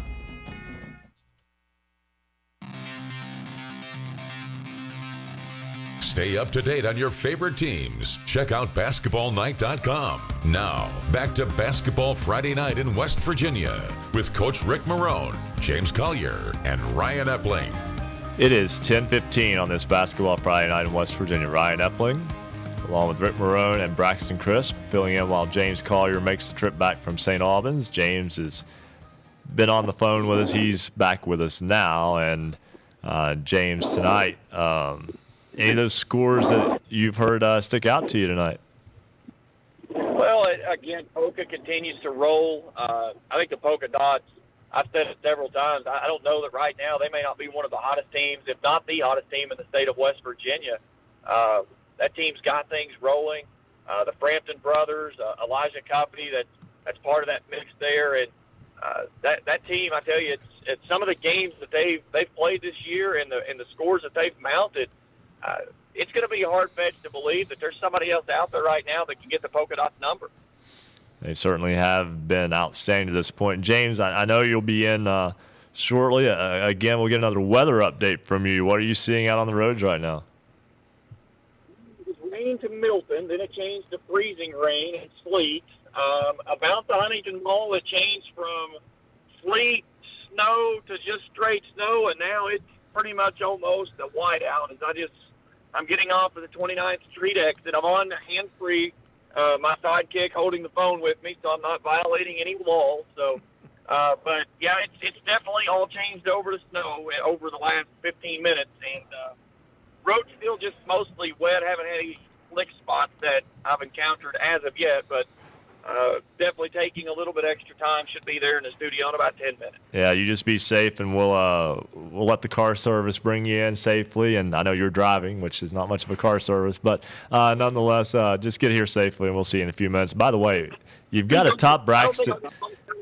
Avenue this week. You've got to top Braxton's fashion statement over here. Because if you've got a chance to follow us on Twitter at Hoops Roundup, you'll see a picture. If you're watching on the website, basketballnight.com, Braxton looks like he just stepped out of Siberia in a short sleeve shirt, ironically, to do the scoreboard there. Well, you got to understand, though, I see that silly hat of Braxton's every day of the week. So it's kind of one of those things. It's almost like a fungus. It kind of grows on you. So maybe it's just your first experience around it. All right, hey James, you be safe getting in. We'll see you in a couple of minutes.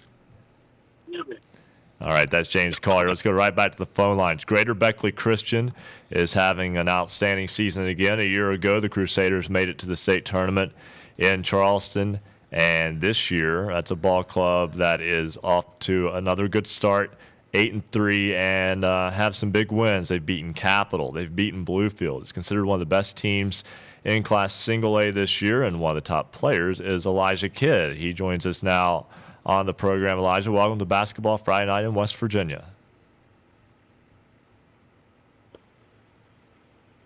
Elijah, are you with us? Yes, I'm here. All right, yeah. Welcome to the program. Your basketball team, again, another great start, 8-3 on the season, and a tough loss to Westside earlier this week, but bounced back with a win over Fayetteville. Yes, sir. 8-2, I should say, is right, not 8-3. I apologize for that, but Yeah, 8-2. That's okay. yeah. Tell me about your season to this point. Been able to get it off to a good start. Yes, sir. Season's just going good for us right now. I'm just trying to pick up wins, take game by game, and just make it back to the state tournament. That's our goal for this year. I know that was a disappointing finish to last year in a loss to Clay Battelle, but at the same time, you had a pretty young basketball team. Do you feel like you learned a lot from that trip and experience? Yes, sir. I think we learned a lot just having young players, people that really didn't play at the state tournament. So it was like a learning experience for us. I think this year we should be pretty prepared for it. Your two losses this year were very good games. A tough loss at Tug Valley, which anybody who's been to Naugatuck knows that is a very difficult place to play. Also a tough loss to Westside. But tell me about Tug Valley. I mean, that's a team that's in your section. It's really become a rivalry with you two. Yes, sir. Tug Valley is always a good team. It's just hard to win down there in that atmosphere. Just their fans. It's just hard to win down there. As a visiting player, is that a place where you sort of embrace the atmosphere? I know it can be difficult, but at the same time, it can be a lot of fun to play in that type of atmosphere too, with all those people. Yes, sir. It's always fun to play in a big atmosphere like that. That's the type of games we want to play in.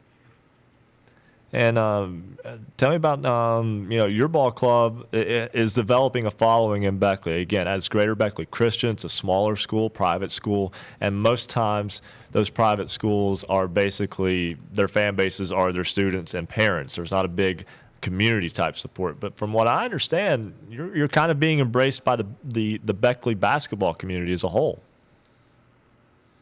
Yes, sir. That's a big deal. I mean, you get to play your games at the Raleigh County Armory, the Raleigh County Convention Center, as it's called now, and there's a lot of history in that building as well. And you guys have been almost unbeatable there the last 2 years. What makes that such a good home court advantage for you guys? It's just always fun playing in front of a lot of fans at the Armory. We're starting to get a lot of fans now. And Elisha, I know a big game you had there earlier this week was against Westside. Tell me what it was like going up against a battle-tested Westside squad, especially Justin Kogar, who knows his way around a round ball just about as well as he knows his way around a football. Yes, Westside is always a good team. It was just a difficult night for us. I just think if we would have made our free throws, we could have had a better chance of winning that game. That was a 73-67 Westside win. We know how good Westside is. They went up to the Eastern Panhandle. They beat Martinsburg already this year. And, again, Greater Beckley Christian right down to the wire with them. I think the basketball in that particular area, you talk Wyoming East, you talk Westside, you talk Greater Beckley, you talk Woodrow Wilson. How come basketball is so good there all the time? We just have a lot of great players in this area and just a lot of people that worked hard. Well, Elijah, we definitely appreciate you joining us, and we wish you the best of luck this season, and hope to get to talk with you in Charleston. Thank you. Thank you for having me. All right, that's Elijah Kidd of Greater Beckley Christian. Again, that's a team that I got to see last year, and in the first half against Clay Battelle, quite frankly, they looked like a pretty good team that was playing awful. They missed shot after shot after shot. They were down by 20 points in the first half. And in the second half, that 20-point deficit basically was disappeared in about a 3-minute span. I mean, you really got to see how good they were. They came up short against Clay Battelle. But, Rick, when you get a team there, sometimes even though you lose in that game, and that's hard for those seniors, it's hard for that team. You have a whole year to stew over it. but you end up getting better because of it. Yeah, when you have a young team and Elijah part of that group that's now focused, they know what it's like, and if they can get back there, I think they can make some noise there. You mentioned them in Tug Valley in the same section. What a section. Of course, 2 teams can advance out of section into regional play, but tell you what, we've talked about it on the show, and Braxton, I think AA we've talked about. You've got Polka, West Side, a definite contender there, and then there's a lot of other teams trying to feel their way around. Single A to me is almost stacked. When you look down through Class A, you've got Greater Beckwith Christian, Tug Valley getting a lot of notice, Williamstown and Scott Sorrow's crew, a great ball club. William, you talked about Gilmer County, Bishop Donnie. I mean, there is some strong teams in Class A, and it's going to be exciting to watch that down the stretch. Well, I think what's so exciting about Class Single A is it's not one part of the state that's super heavy and is dominating everyone else in the state. You get a good mix. You get Magnolia and Wheeling Central up there together in the same area with Bishop Donahue and Williamstown. You get the Greater Beckley Christians and Tug Valley in the same sections. It's really spreading the wealth throughout the entire state, so you don't end up with a situation like what happened last year in Class AAA girls, where you had Spring Valley and Huntington and Logan and Cabell Midland, who all honestly deserved to be in Charleston, and only 2 of them got to go. Well, I'll tell you what, I better make amends. Coach Dave Kyle there at Tucker County, his team's 10-3 this year. He coached girls for many years, had multiple state championships, and he's got that Tucker County boys program back in the conversation too. And Ryan, a deep field in Class A, and Elijah and his crew right in the middle of the mix. Yeah, that was a team that if it makes a 15-foot jumper in the first half last year, is playing on semifinal Friday and has a chance to make it to the championship game. I mean, there was such a small margin for error last year, and it seems to be the case again this year. It makes for an exciting 4 days in Charleston. It's not like you're necessarily anticipating one game now. You can anticipate several. T.G. Griffith is with us now to YAP Clay County. Hey, big win for the Clay County girls team. I believe it was Saturday. They go to Sissonville. They thumped the Indians. They beat Sissonville by 21, and the papers, both Charleston papers, had them at losing that game. And when the polls came out this week, I guess Sissonville was still number 6, and Clay County moved up to number 7. But we don't really care about the polls that much because the fact is Clay County won. They've beaten every team in their sectional now. Haven't lost to any of their sectional rivalries. I think they have one more left. We go to Nicholas County maybe next week or the week after, and so that's where we're at right now. They went up to Gilmer County tonight and won 53-47, pretty close game. So the girls, as I mentioned, though, winning every game in their sectional. They go up to Braxton County Wednesday night and then come home on Friday night the 30th for their last regular season home games. 8 out of their 9 remaining regular season games are on the road.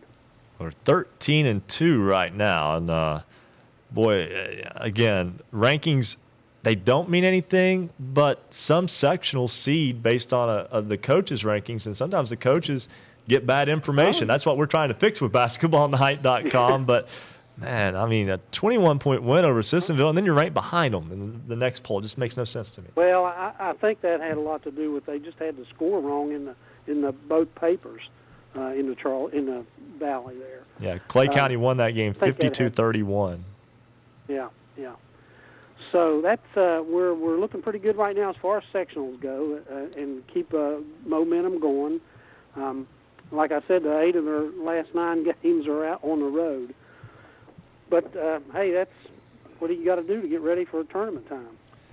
I'll tell you, the boys, yeah, go ahead. TG, it's Coach Marone. I didn't mean to cut you off there, but I'm like Ryan. That's an impressive win at Sissonville. But as you look down the remainder of that schedule, they do have a lot of games on the road. But this Clay County team, last year. We're sorry. Your call cannot be completed as dialed. Please check the number and dial Wait a again. minute. I'll take care of that. All right, TG's still with us. TG's still with us. The technical glitch there. But TG, I guess my question was, this Clay County team last year was really expected, I think, to really achieve some lofty goals. Maybe things didn't pan out, but for them to regroup and to really be one of the players in AA, to me is impressive, from Coach Ramsey on down to Mackenzie Barker leading that team. What appears to be a nice run to finish the year right into the playoffs, and that Sissonville win and then tonight's win signs it all as well in Clay County, and are really pointing towards the sectionals.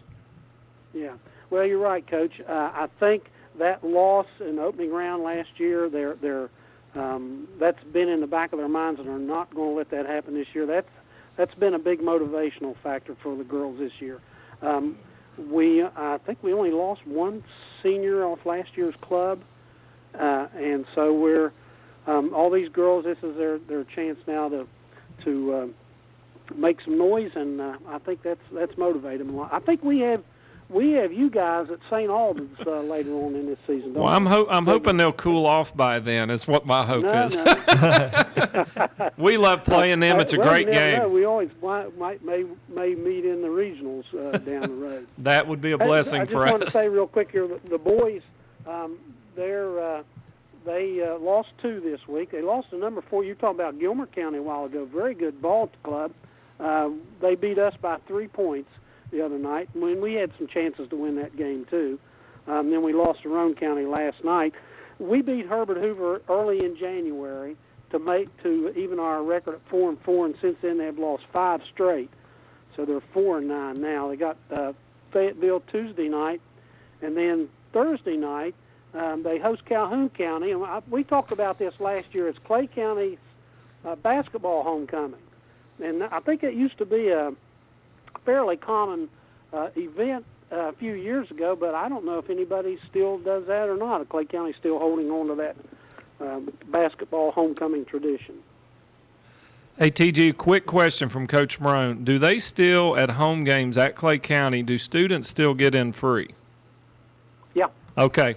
That's a great home court advantage. They've got an awesome cheering section, and I was telling people about what you all do there to allow any student that wants to come free. I think the county helps defer the cost, and amazing, and you guys really do a great job with your students. Yep. And Clay County Bank's a big sponsor of that, too. They help out greatly with that, too. Yeah, all they need is a student pass. TG Griffin, get in free. WYAP. He covers all things Clay County. Always a pleasure, TG, and that girls team, again, a pleasure to watch, I'm sure. Okay. Now, you guys give me – I can't your introduction, your billing, I can't stand up to that. People ask me, anytime I'm involved in any kind of controversy or issue or anything, I say, hey. Is this show controversy, TG? That's all. No, I'm just saying, that's my story. I just do ball games. I don't know a whole lot about anything. But well, you know what? If you need to grab the recording, you can always go to basketballnight.com. Just get a little recording and just play it for someone and say, yes, I apparently am important. Yeah, okay. All right, guys. Talk to you next week. All right. Always a pleasure. That's TG Griffith, WYAP in Clay County. We've got to step aside and take a break. We come back, we'll get a scoreboard update. We'll welcome in James Collier, who thankfully has made it in safely.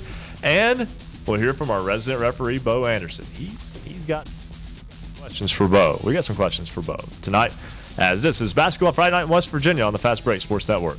Basketball Friday Night in West Virginia will return in 2 minutes on the Fast Break Sports Network.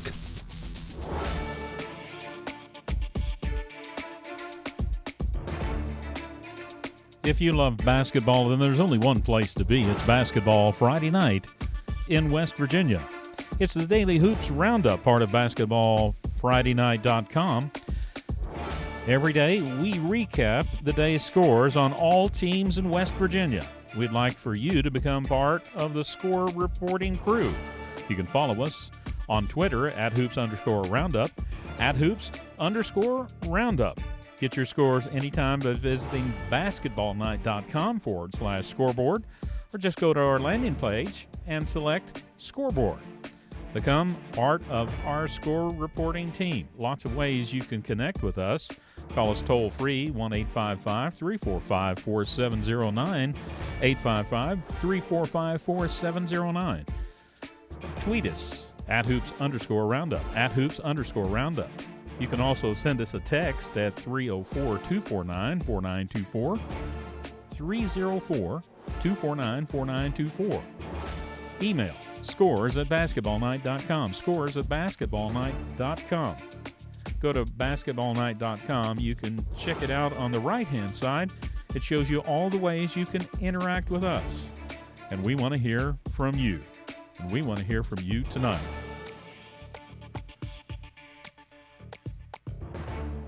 We've also got a poll question for you to answer.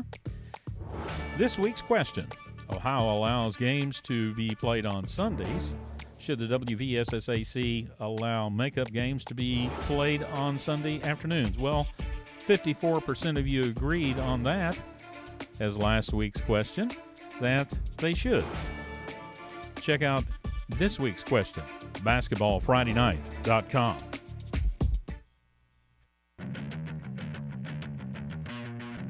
Celebrating high school basketball around the Mountain State, you're listening to Basketball Friday Night in West Virginia on the Fast Break Sports Network. Now, back to your hosts, James Collier, Coach Rick Marone, and Ryan Epling. As we pass the halfway point in Basketball Friday Night in West Virginia, not just for tonight's show, but for the season. That's right, Basketball Friday Night is a 15-week show. This is show number 8. And we're halfway through. 7.5 down, 7.5 shows to go. James Collier has made it back from St. Albans safely as he saw the St. Albans girls beat Spring Valley tonight. We'll talk about that much more. We'll also talk more. We've got a couple of players lined up and a couple of coaches lined up to talk to a little bit later in the program as well. So please stick with us as well. But before we get to our resident referee, Bo Anderson, Coach Rick Marone has our latest check of the basketballnight.com scoreboard.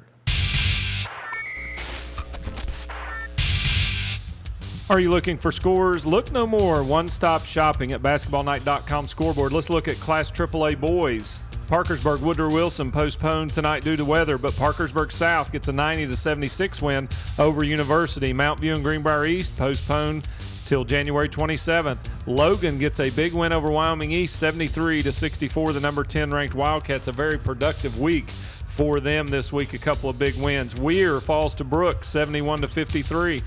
Frankfort Hampshire canceled. Hedgesville Spring Mills rescheduled. Jefferson and Washington postponed as well. East Liverpool gets a 91-46 win over John Marshall. Musselman and Martinsburg canceled.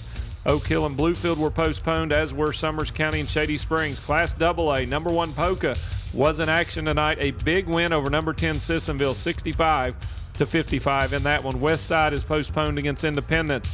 Tug Valley gets a huge win on Miners Mountain, 55-51 over number 6 in AA Mingo Central. A battle of Mingo County goes to Tug Valley in round 1. Ripley 57, Ravenswood 43. The number 7 Red Devils fall to Ripley on their home court. Scott gets a 61-56 win over Lincoln County. Petersburg and Berkeley Springs is postponed. Chapmanville, a big Cardinal Conference win over Wayne, 69-48. Herbert Hoover, also a Cardinal Conference win over Tulsa, 68-24. Southern Garrett out of Maryland gets a 56-49 win over Kaiser. In Class A, Williamstown and Scott Sorrows, 71-37 winners over Tyler. Williamstown ranked number 7 with the bullet, as they say on Billboard. They're on their way up and doing a great job. Buffalo Valley was postponed, as was Greenbrier West and Cameron. Clay Battelle gets a win, falls to Doddridge County in the HIT tournament, Hometown Invitational, 65-35. Doddridge County over Clay Battelle. Postponed tonight, Montcalm and Fayetteville, as was Harmon and 100. But Madonna gets a win over Steubenville Catholic out of Ohio, 51-43 for the Blue Dons. Tygarts Valley Midland Trail postponed to January 28th. Valley Wetzel falls to Payton City. Payton City gets a 69-45 win. Kane with 21 points. Cooper with 15. That's part of the Hometown Invitational.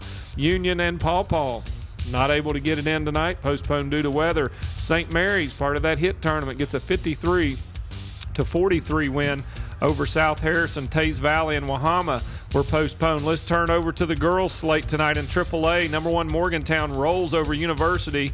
The ladies' version of the Mohawk Bowl, 77-29, goes to number 1 Morgantown. South Charleston 59, Hurricane 58. Huntington gets an 82-52 win over Winfield. Spring Valley falls to St. Albans. The Red Dragons 66, Spring Valley 50. That was a battle of number 9 and number 6. 35-34 Nitro over Cabell Midland. That is a final score, not a partial score, 36-35. Jefferson 74, Northern Hagerstown 46. That's a final. Also in girls tonight, Woodrow Wilson and Parkersburg postponed, as was Shady Springs and Independence. Class AA, North Marion 73, Lincoln 53. Fairmont Senior, the number 3 Polar Bears, 55-24 winners over Grafton. Clay County gets a hard-fought win over Gilmer County, 53-47. Herbert Hoover 50, Tulsa 46. Ritchie County 59, St. Mary's 49. Scott gets a Cardinal Conference win over Wayne, 67-65 at home in Madison. Class A in girls, Wheeling Central 29, Charleston Catholic 24. Moorfield East Hardy postponed, as was Greater Beckley and Mann, and Pendleton County and Petersburg will be rescheduled as well. That's a look at your basketballnight.com scoreboard update. Thanks very much, Coach Marone. And as we let James get settled in, James Collier here with us now. Give you a second here to catch your breath. Welcome into Basketball Friday Night in West Virginia, because you haven't been here before. Well, and it's nice to be off the roads. I will tell you this, from the time that we got off of the exit at the 29th Street exit, the time we made it over to Marshall, the ground was white. There are snowflakes falling about the size of golf balls. And Coach Marone, I was going to bring you a nice snowball in and serve it up life-size, but wasn't enough on the card just yet to make it pack in. We'll take care of that after the show. Well, I was going to borrow Braxton's hat in case you wanted to throw that snowball. I'd have some protection. Good luck with that. I think that thing could protect you in a low-speed car chase. So. Let's go back to the phones to our resident referee, Bo Anderson. He's with us now, and Bo Anderson having to make the trip through the weather tonight also. Referees and officials, they have to do so as well. Bo, thanks for holding on. We only made you hold for 22 minutes tonight, and welcome into Basketball Friday Night in West Virginia. Well, I've been shooting for single digits, but I just haven't got there yet. But hopefully one day you'll get me before the 10-minute mark. Yeah, we're working on that. We've made progress. I mean, you were on hold for an hour and a half the first show, and since then we've got you down now to 22 minutes. So we're going in the right direction there. And we have been teed up in the process. By the way, all three of us received technicals. You got that right, and all of you deserve them, too. I did one, too. That may be the first time with an official that I won't argue with making the correct call, because I will argue with that as the correct call to make. Well, you just got to try to do it right. And, of course, Bo, our resident referee, who is always so nice to take a little bit of his time to call us in and to help us on some of the rules of the game that maybe a lot of folks may not be familiar with. Coach Marone, take notice. And, Bo, here comes Coach. And, Bo, I'm going to be friendly to you tonight. I can't necessarily say that's been my demeanor all evening, but me and James have been through some rigmarole tonight. But nonetheless, Bo, I want to talk something about game administration. Actually, it happens before the game. We were in a situation the other night, and I'll talk about it since it's myself. We're not exposing anybody else, but we were on the road for a game. We had started pregame warm-ups. We had turned our lineup in to the official book, and then as we took the floor for our pregame warm-up, I had a girl that had basically the flu bug that was going around. She was in some dire straits, so she's in the locker room. She's ill, unable to start the game, even though she was already in the lineup. I'm going to tell something that probably may get somebody in trouble. I don't know. It was inside the 10-minute mark where you're supposed to have your official lineup in. I went to the other coach, talked to the lead official. She was not out of the locker room, but she was on the book, and they were nice enough to allow us to make a substitution. But I don't want you to necessarily talk about our situation. But in general, I don't think a lot of people know that lineup has to be in by a certain time, and if it's not, that there's consequences.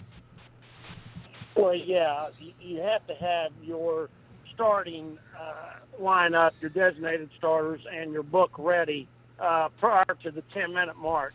Now, in most cases, you'll see the officials will go over at about the 12.5-minute mark and check the books, so that way if the lineup is not in there, then they can go to the coach and say, hey, coach, you need to get your starters marked, or, we have 12 players on the floor and you've only got 10 in the book. Is there a reason for that?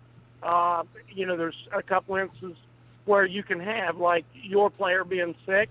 That is correct. If they need to make a lineup change due to an illness or something, there is an exception for that, where you can say, hey, this player has just gotten sick, and we need to make a lineup change. So, the thing that has to be understood is if you once you have the books and they're signed by the officials, they're everything has been checked. Then after that, if you decide to change a starter or a starter comes out that wasn't supposed to start, and that's when you can have a technical foul. Now, the change of lineup, also, if we throw the ball, if the ball becomes live and one of the starters is not marked right, then it's too late to have the technical. The technical has to be prior to that. Now, another thing on that, additions to the scorebook or something of that nature. Let's say that you forgot to put a player in the book. Now you want to add them. You want to get them in the game, and they say, well, you'll have to add a player. That'll be a technical. Well, if you decide you don't want to add that player, that's fine. You don't play her. She doesn't participate. No technical. If you want her to play, then you have to add her. You have the technical then. And then let's say later on you realize you've got 4 more players that need to be in the book. There's no more penalty. There's only one penalty for adding, one penalty for changing the lineup. Each only has one penalty. So, it used to be that if you added 4 or 5 players, then we had 4 or 5 technicals. We had 2 shots for each one, and the team could really practice their free throws if they needed to. But now it is just one penalty per whatever happens. You could have 2 or 3, but they're not going to be for the same thing. Just to interject there, that's actually a real life situation that happened several years ago, and I know the rule may have changed, but when is the technical assessed if you add a person while the game's in progress? Or can you add a player while it's in progress, or does that have to be done before the start of the contest? No, you can add a player. Let's say in the fourth quarter, you've got a girl number 23 who's not in the book. If you want to add that player and put her in the game at the cost of the technical foul, then you can do so in the fourth quarter. Well, you can do that anytime during the game. Well, trivia for you, there's been several games in recent couple of years in the state tournament that have started with technical fouls. We talked about it on the program last year. I don't want to rehash that, but it was because of book issues and other things, and it's a different setup there. You've got lineups that are signed and turned in, but we actually had a game that started with a technical against us, and I think they were misinformed, and my question was, can I not add her? Because it was a girl that was probably not going to get in, but I didn't want her not to have the experience if it did come up, and I was informed that I had to put her in the book before the start of the game. Therefore, I was assessed a technical, and she never got in the game. It was a 1-point game, and she never got in. No, you could have just not put her in and not added her. The adding can happen at any time. You could have withheld that and then said, wait a minute, I've got this girl, and she's not in the book, and I'm going to check her in now, and they say, wait a minute, she's not in there. That's when you'd have the technical. You don't have to add that player right then. You can add that player at the cost of the technical, and it could be in the fourth quarter. It's always good to have more players in the book than on the floor. There's instances where kids have been behind a wreck, and the game has gotten started, and we check the books, and there's 13 in the book and only 7 on the floor. Well, those other 6 are behind a wreck, or they are in the process of getting to the game. You'll have no penalty for that if you've got them in there, even though they're not there to warm up. But you did not have to add that player immediately. You could have added her if you intended the player, and that would have been your penalty. So let's say that they go through, check the books, and she's not in there, but nobody knows that she's playing, and then all of a sudden in the fourth quarter you say, hey, 23, check in, and she goes to check in, she's not in the book. That's when you have the technical for the addition. Bo Anderson, our resident referee, always a pleasure. We've got to take a break. We greatly appreciate you hanging in there with us tonight, and we want you to have a safe trip home from wherever you may be coming home from tonight. Okay, well, thanks a lot, guys, and I'll talk to you again next Friday. All right, looking forward to it. That's our resident referee, Bo Anderson. We're going to step aside and take a break as Coach Marone puts on the striped shirt.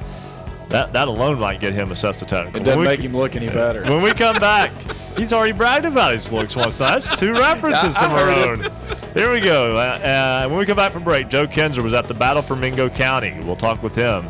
He had to call Mingo Central Tug Valley. Great basketball game tonight. on Minor Mountain. We'll have that and much more when Basketball Friday Night in West Virginia continues here on the Fast Break Sports Network. Basketball Friday Night in West Virginia will return in 2 minutes on the Fast Break Sports Network.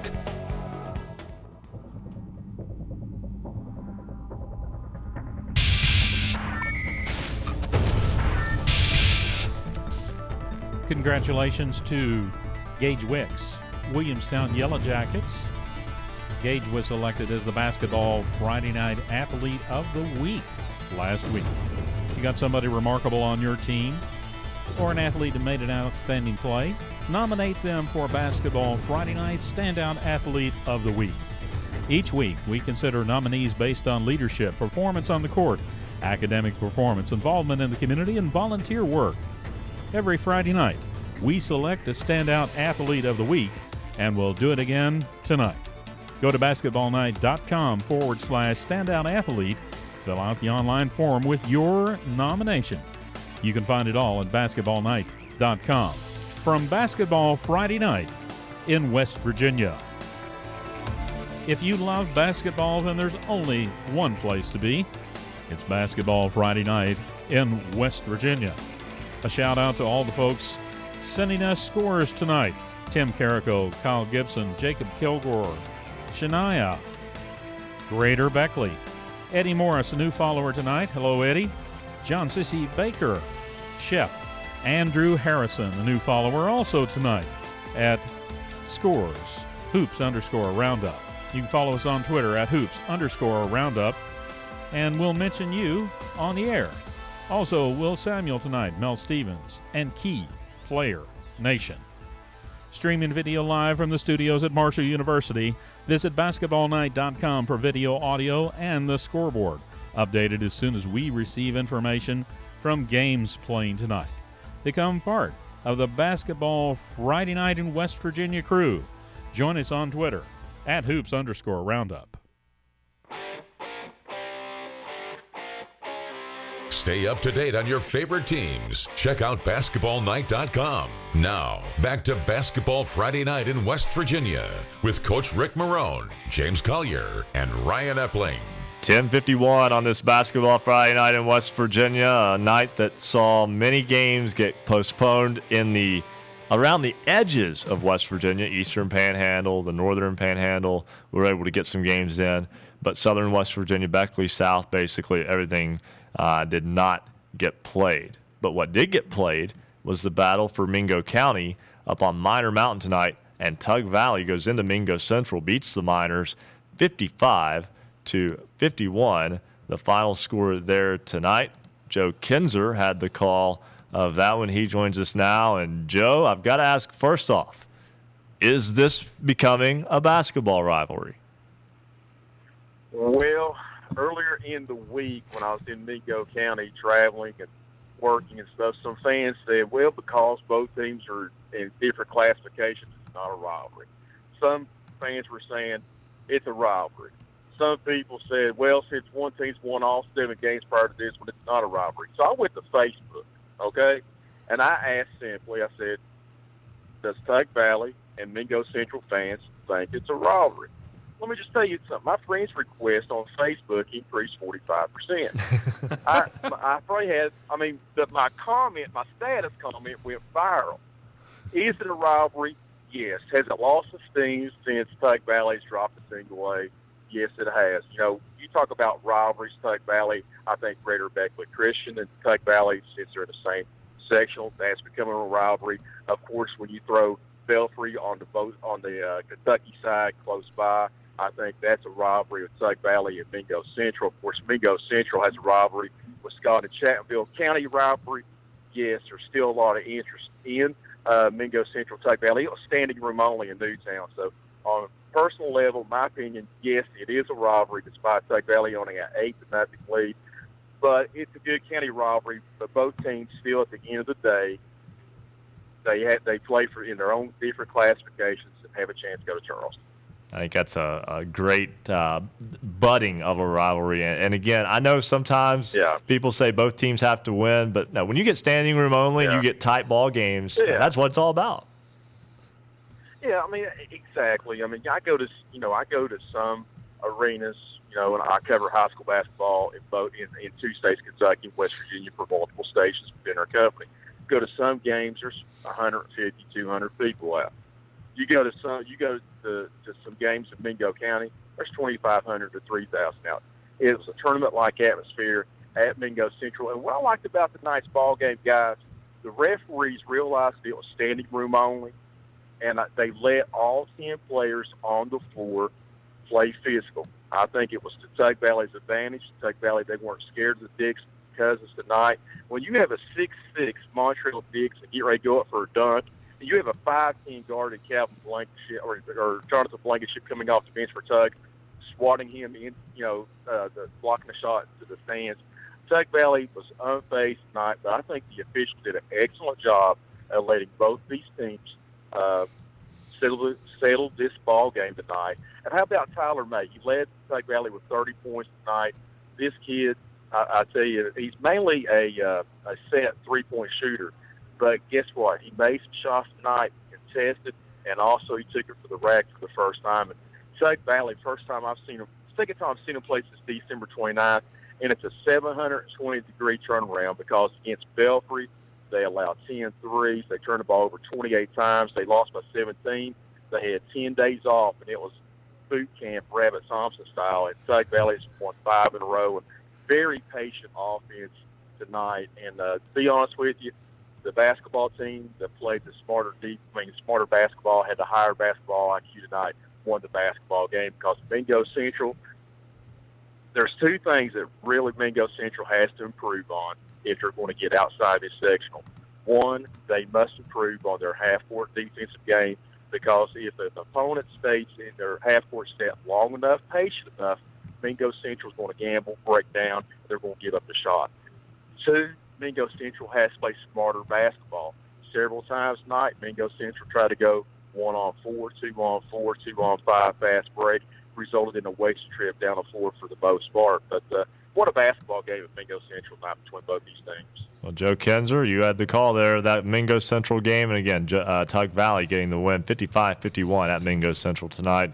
Good job as always, Joe. All right, thanks a lot. And I want to give a shout-out to my alma mater, the local Wildcats, 2 big wins this week. Yeah, they had a big win over Woodrow Wilson and then beat Wyoming East tonight. Big wins there for Logan. So, again, that's Joe Kinzer he had to call the Mingo Central game tonight. And again, proud Logan alum. Hey, those guys love basketball down there. You know who else loves basketball? Our folks in eastern Kentucky and small towns. Now, I mentioned that on this Basketball Friday night in West Virginia because the head coach at Ripley, Evan Faulkner, who joins us now, was a standout at Elliott County High School in Sandy Hook, Kentucky, where basically they eat, sleep, and drink basketball. And Coach Faulkner, we'll talk about your background a little bit more in just a moment. But first, tonight, your team very impressive going into the pit in Ravenswood. I know that's your first trip in there as a coach and getting the win over Ravenswood tonight. Yeah, I was really proud of our guys. We probably the second game in a row, I didn't feel like we were really good offensively. Those guys did a really good job defensively on, our two bigs and our point guard, Jameson Hunt, and really try to limit what they could do. But we had some other guys step up. Justin McCown, a senior, we got hit 5 threes for us and really did a good job figuring out, how to win that game down the stretch when we really didn't play that well offensively. So I was proud of their effort. Well, Coach Faulkner, again, we know your background with Elliott County, Kentucky, when you went to high school there, and all of the publicity that little team was able to get. I call it a little team, but that was actually a complete basketball team. How have you been able to transfer what you grew up in and that type of environment going into a town like Ripley? It's a bigger town, playing in a bigger classification in West Virginia, but they don't necessarily have that same basketball history. Yeah, I think the biggest thing we try to do is just, bring the competitiveness that we had at Elliott County. I talked to James a little bit last week, and we talked about that. We ate, slept, drank it, and every day we come to work, and we went at each other in practice. And that's what really made us such a good team was we knew that's what it took to get better, and we would try to take it to each other. And then when we walked out those doors, we were best friends. We loved each other. So I think that's the biggest thing that I tried to bring was just, kind of having a chip on your shoulder, bringing that competitiveness every day, and trying to be consistent with that. Coach James Collier here. Let's take a trip back in history to Tuesday night. The game with Spring Valley. It was a back-and-forth battle. You made an 11-0 run out of the locker room to get a nice-sized lead. Spring Valley resilient. Jacob Kilgore gets hot, ties the basketball game, but out of the timeout, I'll play the highlight clip and then have you walk us through the look that Luke Lehue had to seal away the win. Settle in. Here we go. This for the win or overtime. Casto drops it underneath to Lehue. Double teamed on the block. Puts it up and in. 5 seconds left to go. And you talked about you had an opportunity to draw this up with 12 seconds. Take us through the play call and the look that Luke got on the block. Well, it's a play that we run all the time, and the reason we called that play was because Spring Valley had kind of mixed it up on us the second half between man and zone, and it's a play that we have that we can run against either. So I didn't want to give them a call for a man defense and then them come out in zone or vice versa. So we went with that, and another reason we wanted to do that was it was a play that designed to get, one of our better players the ball on the block where they could get a high percentage shot if we execute. And we were fortunate that we had two guys in there that set a really good screen there on the middleman in the zone, got Luke open on the block, and then, Spring Valley did a really good job recovering off the screen and ended up getting two guys around Luke to try to, contest his shot a little bit, but he just took it right through him, went up and laid it in the basket. I was really proud of him for finishing that play because even though he was open for a second there, by the time he caught the ball, they did a great job, closing that thing off on him, and he went ahead and finished it anyway. So it was really good that we could figure out how to execute that down the stretch and win that game. Coach, one final question real quick. When you go and you break up your schedule, you look at the March that we start now towards February, is it possibly this week of basketball and the performances that your team put together with the 2 wins with Spring Valley and over Ravenswood tonight that can really ferment your march to starting to make that rise in Class AAA as well as the always powerful MSAC? I hope so. I really do hope so. And the thing I was most encouraged about this week was I didn't feel like we played our best, especially offensively. Now, we were pretty good defensively this week, and we want that to be the staple of our program. But, we struggled a little bit at times offensively, and we still figured it out. We talked last week, James, about we want this. We want to build this thing to where we're at a championship level. And a sign of a championship team is you figure out how to win games when you don't play your best. So I was really encouraged by that. I think these guys are starting to get it. We're starting to click a little bit. Obviously, we still got a long way to go, and our schedule doesn't get any easier from here. But for us to put a couple together this week when, again, I didn't feel like we were at our absolute best was really encouraging. Evan Faulkner, head coach of the Ripley Vikings. We could talk a lot longer, but we're right up against a break, and we greatly appreciate your time. We'll have to do this again sometime. Sure. Yeah, absolutely. I appreciate you guys having me on. All right. That's Evan Faulkner, again, the head coach of the Ripley Vikings and probably one of the top young coaches in West Virginia. You may have heard that here before you hear it anywhere else. Right now, we'll step aside, take a break. We'll come back. We'll get a scoreboard update. We'll hear from St. Albans coach Scott James, his team victorious tonight in girls basketball. Also, we'll hear from Jason White, head coach of the Morgantown Mohicans girls. They got a big win tonight as well. As basketball Friday night in West Virginia rolls on, 2 hours down, 1 to go here on the Fast Break Sports Network. Basketball Friday night in West Virginia will return in 2 minutes on the Fast Break Sports Network.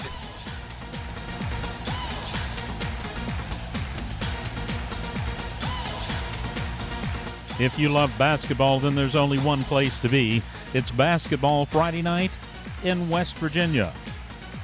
Join us online at basketballnight.com and vote in this week's poll. Last week, 54% of you agreed. Since Ohio allows makeup games on Sundays, the WVSSAC should allow Sunday afternoon makeup games in West Virginia. This week's question: there's been instances of literally holding the ball in games to kill the clock as recent as this week. Should West Virginia institute a shot clock in high school basketball? Vote yes or no. You've got till 11:45 tonight, and we'll let you know the results.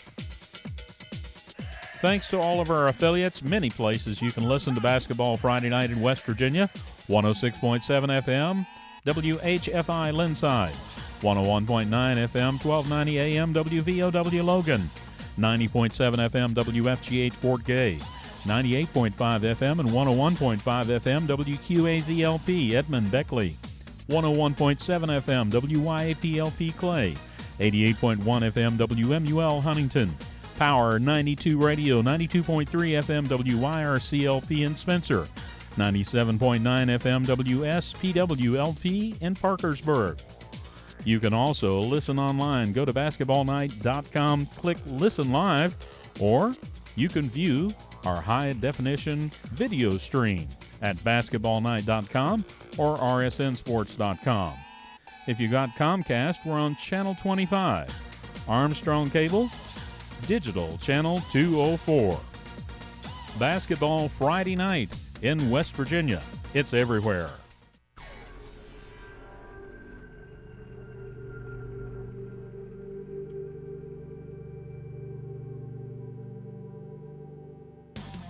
This is Basketball Friday Night in West Virginia, heard statewide on great radio stations. Visit basketballnight.com to find the station nearest you. Get all the scores, all the time at basketballnight.com or on Twitter @hoops_roundup. Now, back to Basketball Friday Night in West Virginia with James Collier, Rick Marone, Rudy Raines, and Ryan Epling. 11:05 on this Basketball Friday Night in West Virginia. 5 minutes after 11 means that we're running a little bit behind. We've got Scott James with St. Albans girls basketball. We've also got Jason White, Morgantown girls basketball. We'll get to them in just a moment. But first, James Collier, a lot of James going on in there, has our basketballnight.com scoreboard. Looking for scores? Look no more. Go to basketballnight.com for all your scores from around the Mountain State. We will just go on this scoreboard with games that play tonight. We'll start on the boys in Class AAA. Number 4 Park South, no problem with the University Hawks, 90-76. It was number 10 Logan. Back-to-back big wins this week. After knocking off Woodrow Wilson earlier in the week, comes away with a 73-64 win over Wyoming East. It was the Brook Bruins over the Weir Red Riders, 71-53, your final. Moving on down the scoreboard in Class AAA, East Liverpool out of Ohio knocks off John Marshall, 91-66. In Class AA, the Polka Dots take care of the Sissonville Indians, 65-45. Tug Valley knocks off number 6 Mingo Central, 55-51. Ripley defeats number 7 Ravenswood in the Hatchet game, 57-43. The number 9 Scott Skyhawks over Lincoln County, 61-56. Chapmanville takes care of Wayne, 69-48. It was Herbert Hoover over the Tulsa Rebels, 68-24. And Southern Garrett, Maryland over the Kaiser Golden Tornadoes, 56-49. Class Single A, Williamstown, number 7 in Single A over Tyler Consolidated, 71-37. Doddridge County takes the sting out of the Clay Battelles Seabees, 65-35. Madonna Blue Dons over Steubenville, 51-43. Payton City over Valley Wetzel, 69-45. And the last score on the boys' side, St. Mary's over South Harrison, 53-43. On the girls' scoreboard, we'll start first in Class AAA. Number 1 Morgantown over University, 77-29. It was number 2 South Charleston getting past number 7 Hurricane, 59-48. Number 5 Huntington, a 30-point win over the Generals of Winfield, 82-52. Number 9 St. Albans with the upset of number 6 Spring Valley, 66-50. It was Nitro by 1 over Cabell Midland, 35-34. Jefferson over North Hagerstown, 74-46. In Class AA, number 2 North Marion over Lincoln County, 73-53. Number 3 Fairmont Senior defeats Grafton, 55-24. Number 7 Clay County, number 8 Gilmer County. It goes to the Panthers, 53-47 win over the Titans. Herbert Hoover, a 4-point win over Tulsa, 50-46. Ritchie County over St. Mary's, 59-49. It was the Scott Skyhawks by 2 over Wayne, 60-65. In Class Single A, Wheeling Central, number 2, number 6 Charleston Catholic. They take the air out of the ball, and the Maroon Knights come away with a win over the Irish, 29-24. And that's a check of your basketballnight.com scoreboard update. Thank you very much, James. And before we go forward, one quick thing we have to mention nationally from the sport of baseball. Mr. Cub Ernie Banks dies at age 83. So let's play two. Ernie Banks, yeah, that was his famous saying. Let's play two. Ernie Banks, synonymous with the Cubs, the greatest Cub to ever play the game. 83 years old, passes away today.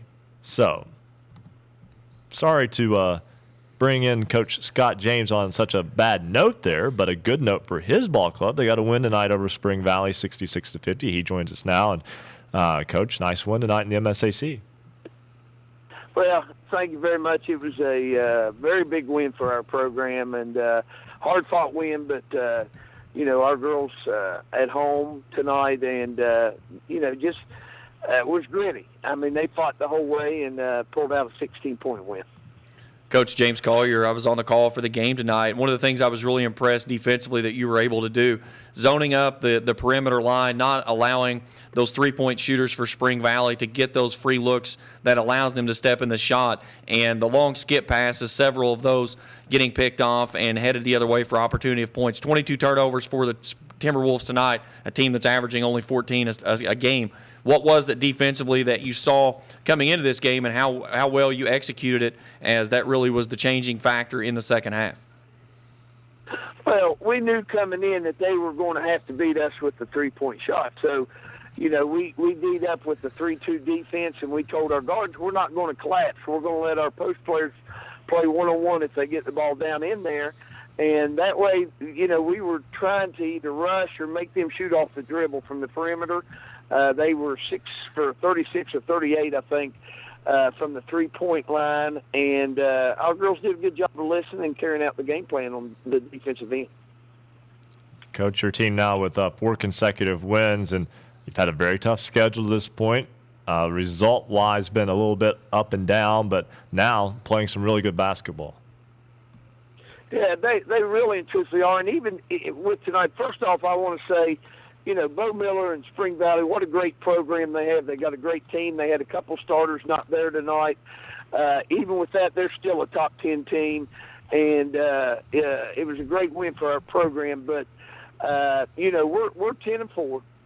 And a couple of those wins and losses I'd like to have back, to be honest with you. But we're still a young team. We've got 2 seniors, and the rest are underclassmen. And, we a freshman at the point guard, and she's done a very good job for us this year. So, again, a great win for the program, and the girls carried out the game plan extremely well. Coach, Lexi Cooper and Jaden McDaniels tonight, their play in the backcourt, taking care of the basketball, especially with Spring Valley's patented full-court trap, really patient, making the correct pass, looking for the flashing player in the middle of the court, and then that was leading you to 2-on-1, 3-on-1 situations on the opposite end. It was. We worked on that in practice, and we let the girls know that in their diamond press that they run, which is extremely good, they trap early and hard. If we can beat that early trap, we're going to get some easy looks, some 2-on-1s, some 3-on-2s, and that's what we did. And we didn't capitalize on all of them like we should have, but they did a good job of breaking that pressure. Like coming in, we told them, I said, we're going to have to cut them down with transition points, and we are going to have to beat their pressure. If we do that, we have a chance. Coach Scott James, we appreciate you taking time to join us, and congratulations on that win tonight. Thank you so much. Y'all have a good evening. Appreciate y'all letting me call in. All right, thank you very much. That's St. Albans girls coach Scott James. Moving right along, Jason White is the head coach of the girls basketball team, the Morgantown Mohegans. They're one of the teams to beat St. Albans this year, and Morgantown moving up in the national rankings to 28 in the USA Today Super 25 this week, and he joins us now. Coach White, nice win tonight over University. Yeah, it's always nice to beat your rival, and to do it in convincing fashion even makes it a little sweeter. Your ball club, when we talked last week, you were having a game with Martinsburg the next day. You went and won that game by 22, ran away from Brooke earlier this week, and then ran away from University tonight. You got a big game coming up with Parkersburg South, though, this week. I think that's the one that a lot of people have been looking forward to. Yeah, certainly one we're looking forward to.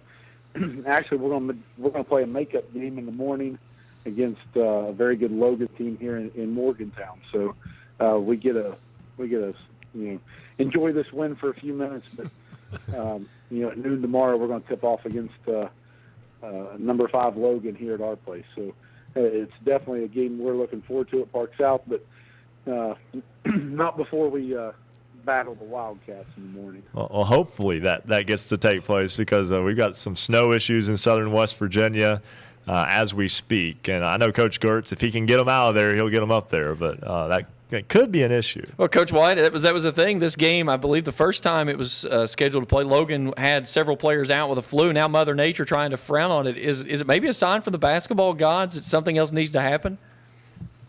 Yeah, I mean, it certainly seems like it. It seems like every year we play Logan up here, something happens. I mean, especially the weather. But I actually think Coach Gertz and the team traveled up tonight, so I think they're in town. And as long as the plows can get them over across town to the gym, I think we're going to play tomorrow. Gertz will walk his kids across town. That's right. I might have to go plow or send our kids over to shuttle, but we're going to get them over to the high school, and we're going to get this game in. Well, Coach, your ball club has been off to, a fantastic start to the season. I mean, we're almost halfway through now, and I think with a lot of these games, more so than last year, you're getting more separation. I know you had a young team a year ago. Quite frankly, you still have a pretty young team, but are you able to go further down your bench and maybe help develop your program to sustain it beyond some of these really good juniors and seniors that you have right now? Oh, certainly. I mean, we're 10 deep with juniors and seniors that we play on a regular basis. And then what these games have afforded us is the ability to go even deeper and play, 4 JV girls that we float back and forth. And we've been able to get them some really valuable experience this year at the varsity level in a lot of these games. So, yeah, I mean, we are relatively young in the fact that, we dress 14, which is maybe a little unusual, but, 9 of those 14 kids will be coming back next year. So we're trying to get as much experience for those young kids as we can and meaningful minutes when we can.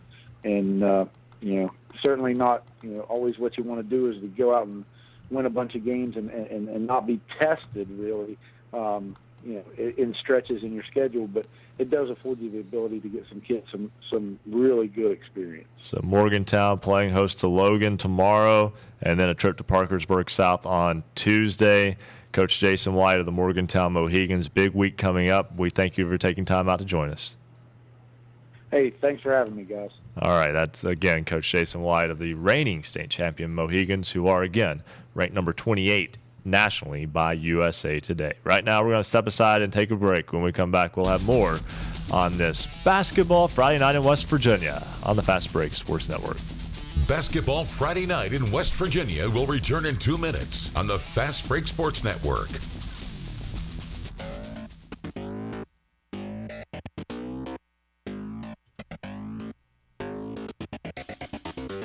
If you love basketball, then there's only one place to be.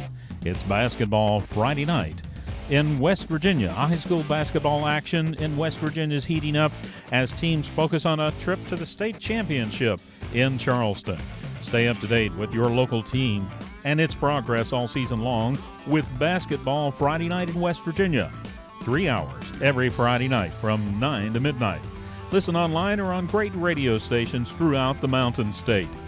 Hear sports writers, broadcasters, coaches, players, and your calls recapping your team's game. Visit basketballnight.com for more details on how you can be part of the show. Follow us on Twitter @hoops_roundup. @hoops_roundup. Basketball Friday Night in West Virginia, your one-stop shop for all things in West Virginia high school basketball. A shout out to some of the folks following us on Twitter, new followers tonight: Drew Smith, Glenn Regal, and Madonna Sainz.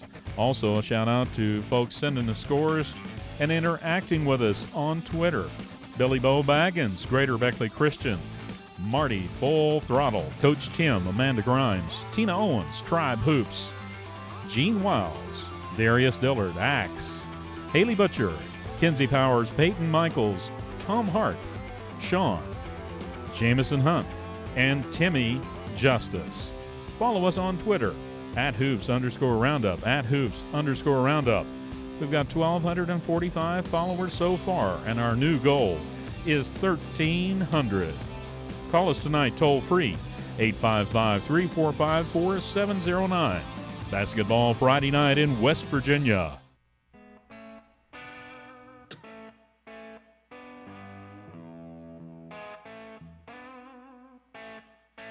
Stay up to date on your favorite teams. Check out basketballnight.com. Now, back to Basketball Friday Night in West Virginia with Coach Rick Marone, James Collier, and Ryan Epling. It is 11:19 on this Basketball Friday Night in West Virginia. Where does time go? Ryan Epling, James Collier with you. Fastest 3 hours in radio, we call it, and it lives up to the billing. Rick Marone will be back with us in a moment. Earlier this year, South Charleston soundly beat Hurricane at South Charleston. The Black Eagles boys were undefeated last night going into the rematch with Hurricane at Hurricane. The Redskins came out of there with the win. J.T. Rogoszewski is a predominant member of that Hurricane ball club. He joins us now, and J.T., big win over South Charleston. Kind of seem to have their number in big games the last couple of years. We try to come out against that team. They become a pretty big rival for us, and we like the big spotlight. We like big games.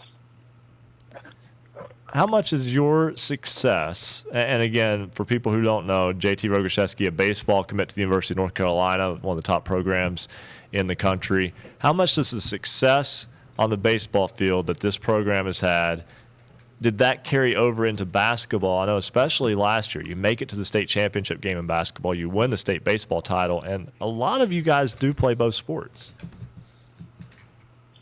Yeah, there's a few of us that play both sports. Our state tournament last year for basketball really helped us out in having experience for the baseball one last year, and we hope that carries over into this year also. JT, James Collier, thanks for joining us here tonight. Talk about the transition that you have there, as you talked, as Ryan kind of mentioned, about the championship atmosphere, and that's something that we've talked about several times on this show, is that once you start winning in one program, and especially when you're in a school that several players play multiple sports, does that feeling of winning the championships and being at that high caliber of one of the top teams in the state, do you see that start to kind of filter through from sport to sport and raise the awareness of other people wanting to be at that same level as too, and that really draws more people into the sport?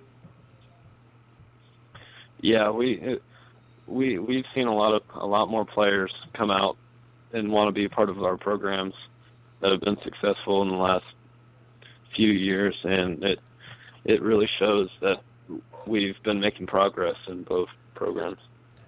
JT, or when you take away the march that you made last year, coming up short to Huntington in the state championship, what do you take away from that magical run that this team put together, which started with an epic battle with Spring Valley in the sectionals?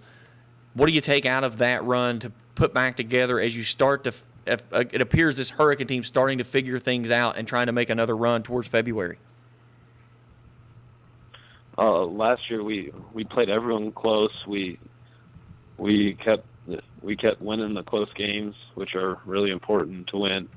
And I feel like this year we're just now starting to get our close wins against tough teams. We're just starting to make our run, I feel like, and I think that'll help coming later in the year. Well, JT, I hate to kind of back into baseball here again because this is a basketball program. We'll touch more on basketball in just a moment. But it's kind of hard for me to believe, and you'll have to forgive me here, but 2009, you were on the 11 and 12-year-old baseball team that won the Little League State Tournament, played in the Southeast Regional at Cerrito Canova Little League just down the road here in Wayne County. in the Southeast Regional with a chance to go to Williamsport in that tournament. And I remember you specifically hitting a ball about 280, 290 feet out into the parking lot at the Mitch, and getting to call some of your games there. And now to see you as a success in high school, time really does fly by. Is it going as fast for you as it seems to be going for me at this time?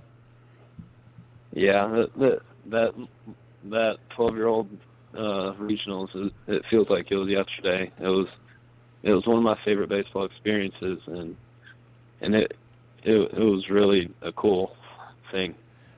And I know that was a lot of fun to get to broadcast those as well over the years, the 9 and 10-year-old tournament, and having the 11 and 12 that year.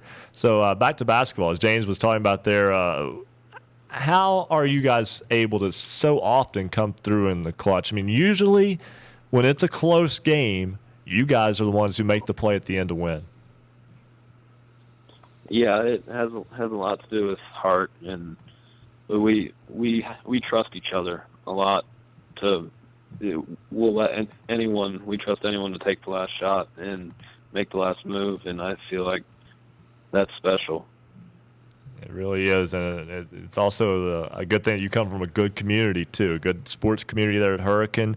The football program has been pretty good over the years, a constant in the playoffs. The basketball program you guys have taken to another level, and baseball's obviously always been good there, at least over the past 15 years or so. Growing up in an area such as Hurricane, where the sports and the community are so strong, what's it like to grow up in that environment? Oh, it's great. All the people in the community always come out and support our sports teams, and I love seeing all them out there in the crowd cheering us on, and it's for all sports, winter, fall, spring. They come out and watch all of them. Well, JT, you talk about the community and how tight-knit of a community it is. The name Rogaszewski, it's a household name, especially for your family, because you've got one younger sister by the name of Mary Rogaszewski. We had her on the show earlier this year. Tell me a little bit about her and how much of a competition is going on between the two of you, because both of you are having stellar seasons this season. Yeah, she's just a freshman. She's already getting probably more publicity than me, and it's fun to watch. I really like watching her play and seeing how she does and what people think about her, and it's great. I love watching her. Is she as competitive about that as I know you're competitive, because I've got to watch you play several times in several different sports over the years. Is she as competitive as you are? Yeah, I sometimes feel like she's even more competitive than me. Sometimes she's almost, I don't know if you can be too competitive, but if you can be, she is. Sometimes she gets so frustrated at herself from how competitive she is, and she wants to be perfect, and that's a good thing. Well, JT, we definitely appreciate you taking time out to join us. And one thing I can say with certainty, anyone who's a broadcaster in the state of West Virginia can pronounce Rogaszewski now. And it's thanks to the success you've had over the years. We may not be able to spell it, but we can say it. We can say it, exactly. So, JT, thanks for joining us tonight. And best of luck the rest of the year. Yeah, thank you. Thank you for having me. All right, that's Hurricane standout JT Rogaszewski. We'll get to Corey Accord with Woodrow Wilson in just a moment. But we got about 1 minute here before our next break. So, Coach Marone, we watched JT and that Hurricane team, those little leaguers go at it, and they were right there. They were losing. They lost 2 games there by 1 run apiece, if I'm not mistaken, if I remember correctly. They were in both games that they lost, and they did win a game in tournament play as well. And I just remember so much red at Mitch Stadium there, and seeing all that environment. And some of those kids have already graduated from high school. Some of them are freshmen in college right now. Some of them are seniors in high school. What happened, Coach? it goes quickly, but it was a great part of the interview there when you talked to him and the memories he has about that. Seeing it from the other side, me and you down there broadcasting enjoyed it and have our own memories, but for that young man to accomplish what he has now but still has a special place for those memories of Little League when it's still exciting, it's still the best of time, and I think it's a winning mentality. You talked about that carrying over from baseball to basketball or vice versa, and James Hurricane has been all about winning, and he's been right in the middle of most of all of it. Well, I know that you and Ryan had the call for the Little League. I was on the call for the baseball state championship last year up in Power Park, and I remember every Hurricane game, Power Park turned red, and it was phenomenal of how many people from the nearby Hurricane community rolled in there, and to get an opportunity to watch that Hurricane team and take nothing away from the other teams in all three classes, but Hurricane was by far the best team in the state of West Virginia last year in that state championship. And I mean, they rolled through Class AAA. JT Rojaszewski, everybody that was on that team made it look easy, and that was really the only championship game that we had that didn't have a little bit of suspense. But that Hurricane community, man, they are tight. They love their sports. They love their athletes, and they like to go out and support them. Just one last trip down memory lane here. Back in 2009, that 11, 12-year-old baseball tournament, Hurricane lost to Chantilly, Virginia, 6-5. Chantilly, Virginia ended up being the runner-up and played on TV for a chance to go. Hurricane beat Greenwood out of South Carolina.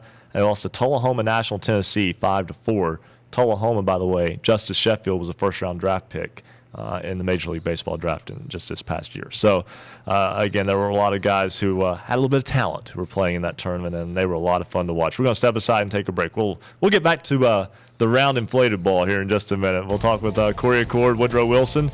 High school basketball continues, and we'll have our scoreboard update when we come back here on Basketball Friday Night in West Virginia on the Fast Break Sports Network. Basketball Friday Night in West Virginia will return in 2 minutes on the Fast Break Sports Network.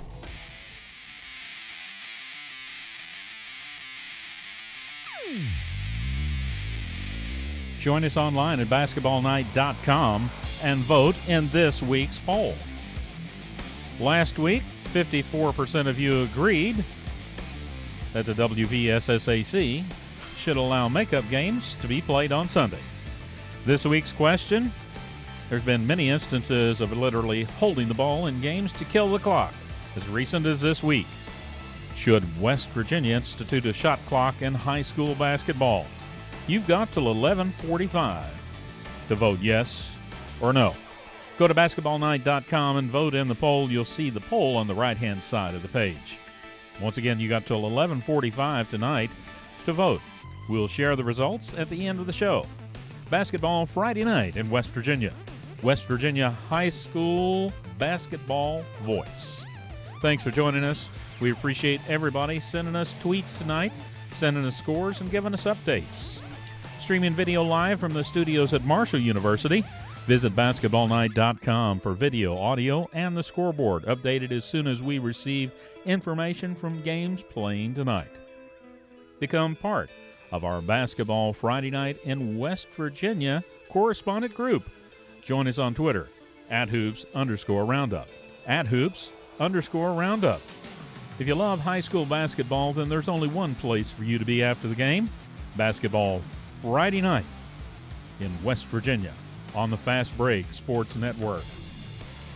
Big thank you to all the stations carrying us tonight, and thank you to people tweeting us, including Cameron Basketball, Don Mercer, Tim Murray, Tim Britton, GHS Spartans.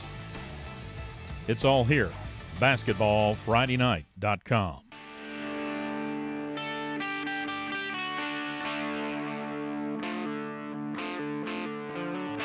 Stay up to date on your favorite teams. Check out basketballnight.com. Now, back to Basketball Friday Night in West Virginia with Coach Rick Marone, James Collier, and Ryan Epling.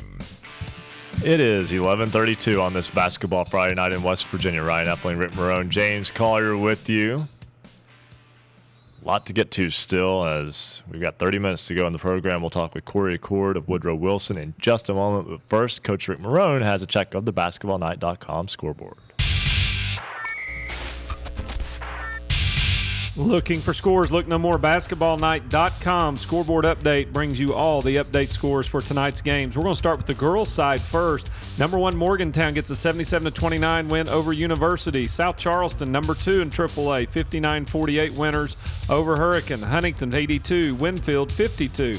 St. Albans a big win over number 6 Spring Valley, 66-50. Nitro 35, Cabell Midland 34.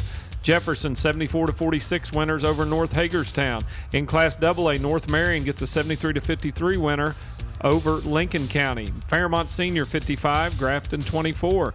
Clay County 53, Gilmer County 47. Bridgeport 39, East Fairmont 17, a final in that one. Herbert Hoover 50, Tulsa 46. Ritchie 59, St. Mary's 49. Wayne falls to Scott, 67-65. The Lady Skyhawks with the Cardinal Conference win in that one. Wheeling Central, low scoring but still a win for the Maroon Knights, 29-24 over Charleston Catholic. On the boys' side tonight, in Class Single A, it's St. Mary's 53, South Harrison 43. Also in Class Single A, Payton City 69-45 winners over Valley Wetzel, 51-43 Madonna over Steubenville Catholic. Doddridge County gets a 30-point win over Clay Battelle, 65-35. Williamstown 71, Tyler Consolidated 37. Class AA in boys, Southern Garrett 56, Kaiser 49. 68-24, Herbert Hoover over Tulsa. Chapmanville 69-48 winners over Wayne. Scott gets a 61-56 win over Lincoln County. Ripley 57, Ravenswood 43. Tug Valley gets a big-time rivalry win over Mingo Central, 55-51. The Panthers get the win. Polka continues to roll. The number 1 Dots, 65-45 winners over number 10 Sissonville. Class AAA boys, East Liverpool 91, John Marshall 46. 71-53 Brook over Weir. Logan gets another big win this week. They knocked off Beckley earlier in the week. They defeat Wyoming East 73-64. Parkersburg South 90, University 76. And that's a look at your scoreboard update on BasketballNight.com scoreboard. Thank you very much, Coach Marone. One team that was not playing tonight was Woodrow Wilson. The Flying Eagles are 9-1. They had won their first 9 games, but lost in the Raleigh County Armory last night to Logan by 4. Corey Accord is a senior guard with the Flying Eagles. He joins us now. And Corey, I know that's a tough loss against a pretty good Logan club, but for a Woodrow Wilson ball club that I think a lot of people thought coming into this season may not have been primed for a big year, still 9-1 is a good start through 10 games. Yeah, the season's been going pretty good. The last game we played wasn't our best, but overall we're just really focusing on getting better and being at our best come tournament time. And I apologize, that game was Wednesday night, not last night against Logan. But just before that, you picked up a win over Spring Valley earlier in the week. That was back on Monday night, a 69-67 game, a tough win, but a big win nonetheless. And your ball club's been in some tight games, and then really before that Logan game, you've won every close ball game. Yeah, the close games are kind of helping us, though. Come in March, it's going to be a lot of close games. So, now I think we should just get all the close games out of the way. And we're a pretty young team, so I think we'll be prepared come tournament time. Corey, James Collier, thanks for joining us tonight. I want you to listen to the call of the game from Spring Valley and then take me through the huddle, the timeout. You had 7 seconds before the final shot that Ron Kidd was able to draw up something. We'll listen to the final call, and then I want you to walk me through how everything executed because you had the Red Sea part for you to get to the rim. 67 all. Here we go. Accord has an easy runner. Shot at the buzzer. Layup good, and Beckley will escape. 69-67. What was the play that Coach Kidd draws up in the timeout that when you take the ball off of the screen, you have a wide open lane to the basket 27 feet away? We call it a high-low play. We got in the huddle and Coach called the play, and I was kind of shocked, really. I thought the ball was probably going to go to Brent or Noah, and Coach pretty much, said, you got the ball and you make the right play. And, we didn't have really much time to set it up, so as soon as I got the ball, I was looking for Noah. went right off his screen, and my eyes got wide open as I kind of saw the basket with nobody guarding it, and I got the layup, and we escaped with a win. You talk about Brent and Noah in that contest. Brent with a big first quarter had 14 points. He was making it rain from outside, but it was Noah that started really setting things up down low with his post presence. How big was it for what he was able to do in that second half that allowed you guys to sustain the comeback from Spring Valley and come away there with a 2-point win? Well, Noah's a grown man. We really like getting him the ball and let him kind of do his thing down there. And if we get the ball down inside to him 3 or 4 times, then that kind of leaves our shooters pretty open. So, we maybe rely on him too much to get rebounds, but, he had to guard Jacob Kilgore pretty much most of the night. And he really helped us out in that fourth quarter. Corey, a lot of people with a high amount of skill and ability have gone through Woodrow Wilson. That's been a school that's been one of the top basketball programs. I think you could make a strong argument, the top basketball program in the state of West Virginia. You talk about guys like Tamar Slade, but you can go back further than that with Gene Neighbors and those guys as well. But the success that program has had and growing up around that program, is this a year where, ironically, there might not be as much pressure, at least going into the year representing that program, because expectations maybe weren't as high as the typical ones are at Woodrow? Yeah, a lot of people thought that we really weren't going to be that great this year, that, it's going to be a real rebuilding year. But we kind of didn't really look at it that way. From day one, our goal was a state championship. We want to make it to Charleston and win. And, we might not have that one big-time player that's going to score 25 or 30 points a game, but we got about 4 or 5 guys that can score, 10 to 12 points a game. And like I said, we might not have that one star, but we kind of do it as a group effort. And that's kind of won. I think we're 9-1 right now, and I think that's kind of won our 9 games. It's not really one guy. It's kind of just a whole team effort. Well, this is definitely a year where AAA has no one that has run away from the pack, so to speak. South Charleston's having a very good year. But you guys got the Big Atlantic Classic coming up here in a little more than a week, and that's a big event in Beckley, just as a whole. Yeah, it brings a lot of people to our community. I like it, and I know what my team does. We play Washington on Friday.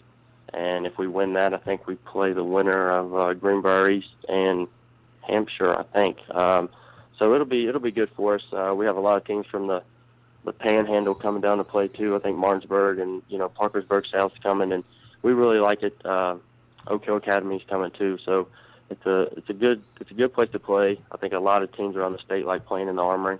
And we don't mind it either. A lot of history there and a lot of success over the years for Woodrow Wilson, and off to another good start this year. Corey Accord, senior guard, thank you so much for joining us, and we wish you the best of luck.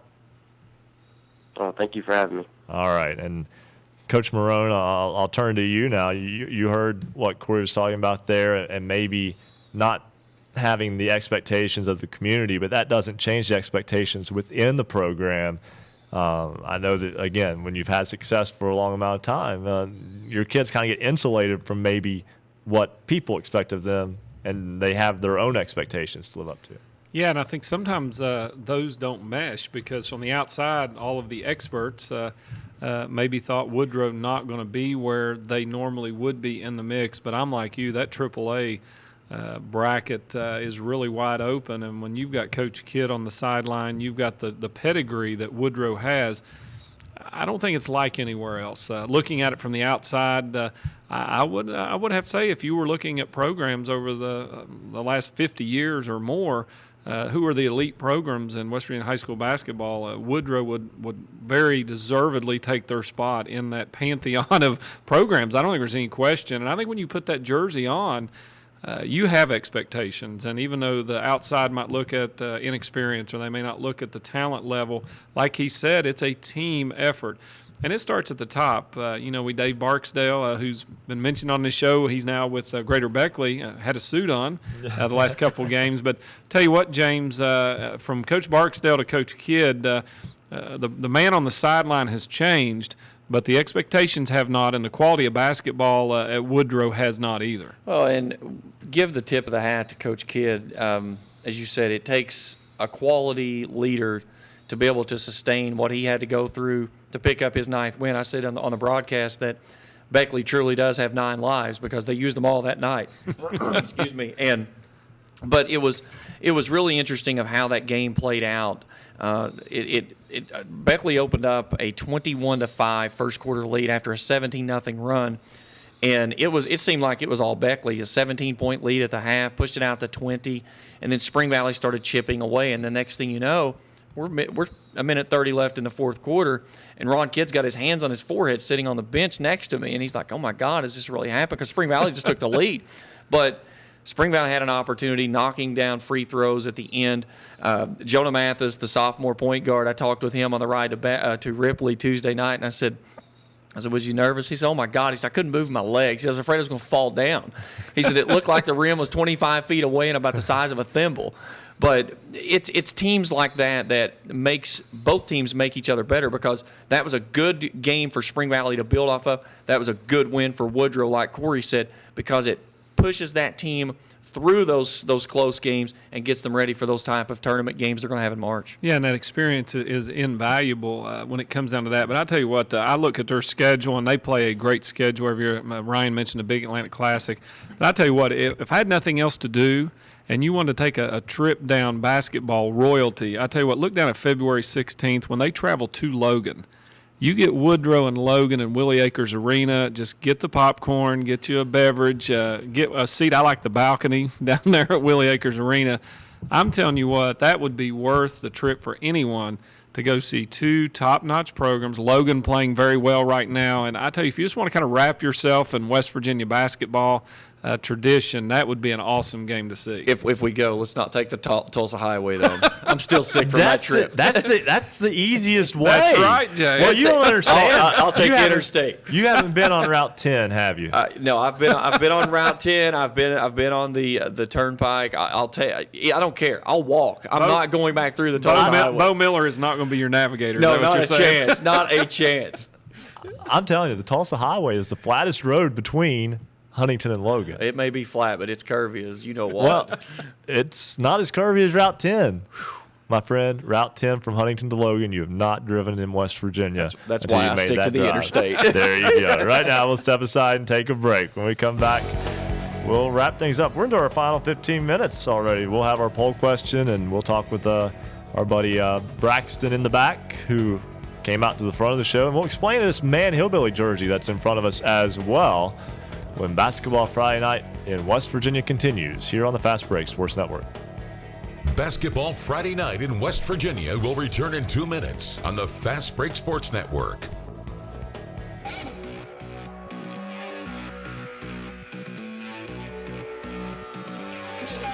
For scores online, all of them in West Virginia, visit basketballnight.com. Big thank you to all of our affiliates carrying Basketball Friday Night in West Virginia, including 106.7 FM WHFI in Linside, 101.9 FM and 1290 AM WVOW Logan, 90.7 FM WFGH Fort Gay, 98.5 FM and 101.5 FM WQAZ LP Edmond, Beckley, 101.7 FM WYAP LP Clay, 88.1 FM WMUL Huntington, Power 92 Radio, 92.3 FM WYRC LP in Spencer, 97.9 FM WSPW LP in Parkersburg. You can go to basketballnight.com, click Listen Live, and you can hear the audio stream, or you can watch it online, all on basketballnight.com. Our streaming video is also available on rsnsports.com. If you have cable at home, we're on Comcast, Channel 25. Armstrong Cable Digital, Channel 204.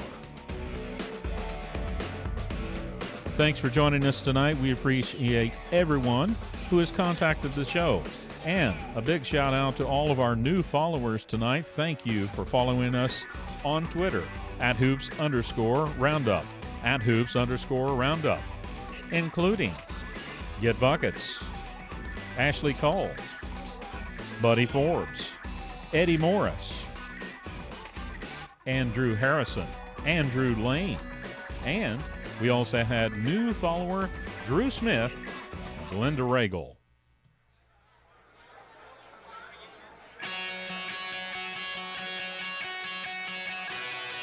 Celebrating high school basketball around the Mountain State, you're listening to Basketball Friday Night in West Virginia on the Fast Break Sports Network. Now, back to your hosts, James Collier, Coach Rick Marone, and Ryan Epling. 11:48 on this Basketball Friday Night in West Virginia. Ryan Epling, Rick Marone, and James Collier with you. That's right. We started out, it was just Braxton Crisp and myself, and now we've got a whole new host of people up here. That's how this show just kind of rolls. We just kind of roll people in and out and keep right on going. That's part of the show. It's kind of, that's the nice part. And I really, a big thanks goes out to Braxton for jumping in and helping the show out. And a lot of people behind the scenes tonight of stepping in. And I know that getting the opportunity to do that, that's going to help coming up soon, because with the WMUL, we're getting ready to start with Marshall softball, first tournament coming up, leaving February 5th. So I'll be on the road a little bit, so definitely be turning to Braxton to help out as needed. I don't even know everybody back there, and I tend to know most people around this building. I know too many people back there. But, Coach Marone, this Friday night, maybe not necessarily any big up or surprises on the scoreboard, but again, something that we've kind of alluded to. We talked a lot about AA over the course of this show. But AAA, boy, anybody, any given night. I tell you, anybody that you talk about parity, and when you think about teams like you mentioned that are consistently in the mix, and the hallmark of a program like a Woodrow, but it's always exciting, when you have teams that kind of come out of nowhere. I mean, their communities know about them, but you think of the Washington team last year, and then of course they've kind of come back to the pack. Obviously, this year Martinsburg's still a strong team, having a good year this year. The Logan Wildcats, I'm not going to say surprising people, but just to be honest, I don't think they were on a lot of radars, and Coach Hatcher's done a great job. And he talked about the Cardiac Cats when he was on the show a couple weeks ago, and they've continued to win close games. And I really liked what I think it was I was trying to think who it was earlier that was talking about winning close games. It might have been JT Rogoshevsky, but they were talking about what that does to build the confidence of a team. And I think Woodrow as well in some close games. But I don't think you can underestimate that, because when it gets down to tournament time and it becomes a possession game, if you have a track record of pulling those games out, you believe you can do it. There are no undefeated teams in AAA boys basketball already. Remember, last year Washington was undefeated all the way into the semifinals. And remember, no boys team in West Virginia has finished undefeated since 1987. So, I mean, we're getting close to 30 years on that now. There are 4 unbeaten still in AA. Bridgeport, Fairmont Senior, Polka, and Lincoln is surprising. I think that's a team that's kind of surprised some people, and they just beat Notre Dame last week. That's a good win for them. So 3 of those 4, though, are in the Big Ten. They're going to end up playing each other as the season goes on. Coach, I'll come to you with this question on this as we talk about the undefeated teams, and Ryan with that Washington team that made the run into the semifinals undefeated. As a coach, if you had to take a loss, is now the perfect time in your season to get that loss to where you're not too far along in the season and you don't get to that point to where the pressure starts mounting again to win 10, 12, 13 in a row trying to get into Charleston? Well, I don't think there's any question. Anybody that coaches would tell you, you really have an opportunity to really make progress coming off a loss. You don't want to lose. Nobody wants to. But if you're going to have one, now's the time to take it. You still have some time between now and sectionals to really show improvement. And I'm going to be honest with you, when teams are winning and winning rather easily, there may be some chinks in the armor, and the coach may be aware of it, but it's hard to get that message across, because when you're successful doing the things that you've been doing, we can all say, that we would be more attention to detail, but the reality is until you have a consequence, you really don't have the full attention. So, James, to answer your question, I think a coach, if they had their druthers, would take a loss now as opposed to taking one later closer to the tournament. Of course, I mentioned the 4 AA's undefeated, 1 single A still undefeated in Gilmer County. And there hasn't been an undefeated team since Payton City won it all in 1987. They were 26-0, beating then 26-0 Bramwell in the final. So 2 unbeaten's played. Payton City got the win, 71-61 in the 87 championship game, finished 27-0. James, we need one final check of the basketballnight.com scoreboard. Looking for scores? Look no more. Go to basketballnight.com for all your scores from around the Mountain State. We will just go with games that played tonight. AAA girls, Morgantown wins over University 77-29. Number 2 South Charleston over number 7 Hurricane 59-48. Number 5 Huntington wins over Winfield 82-52. It was St. Albans upsetting Spring Valley 66-50. Nitro, a 1-point win over Cabell Midland 35-34. Lewis County over Elkins 58-44. Jefferson, a win over North Hagerstown out of Maryland 74-46. In Class AA, North Marion, a 20-point win over Lincoln 73-53. Lincoln led by 1 at the half. Number 3 Fairmont Senior, no problem with Grafton 55-24. Number 7 Clay County over number 8 Gilmer County 53-47. Number 9 Bridgeport over East Fairmont 39-17. Herbert Hoover defeats Tulsa 50-46. Robert C. Byrd over Liberty Harrison 49-31. Ritchie County by 10 over St. Mary's 59-49. Roane County over Calhoun County 77-23. And the Scott Skyhawks, a 2-point win over Wayne 67-65. In Class Single A, only one score to report. Number 2 Wheeling Central over number 6 Charleston Catholic 29-24. Let's go to the boys' side. We'll start in Class AAA.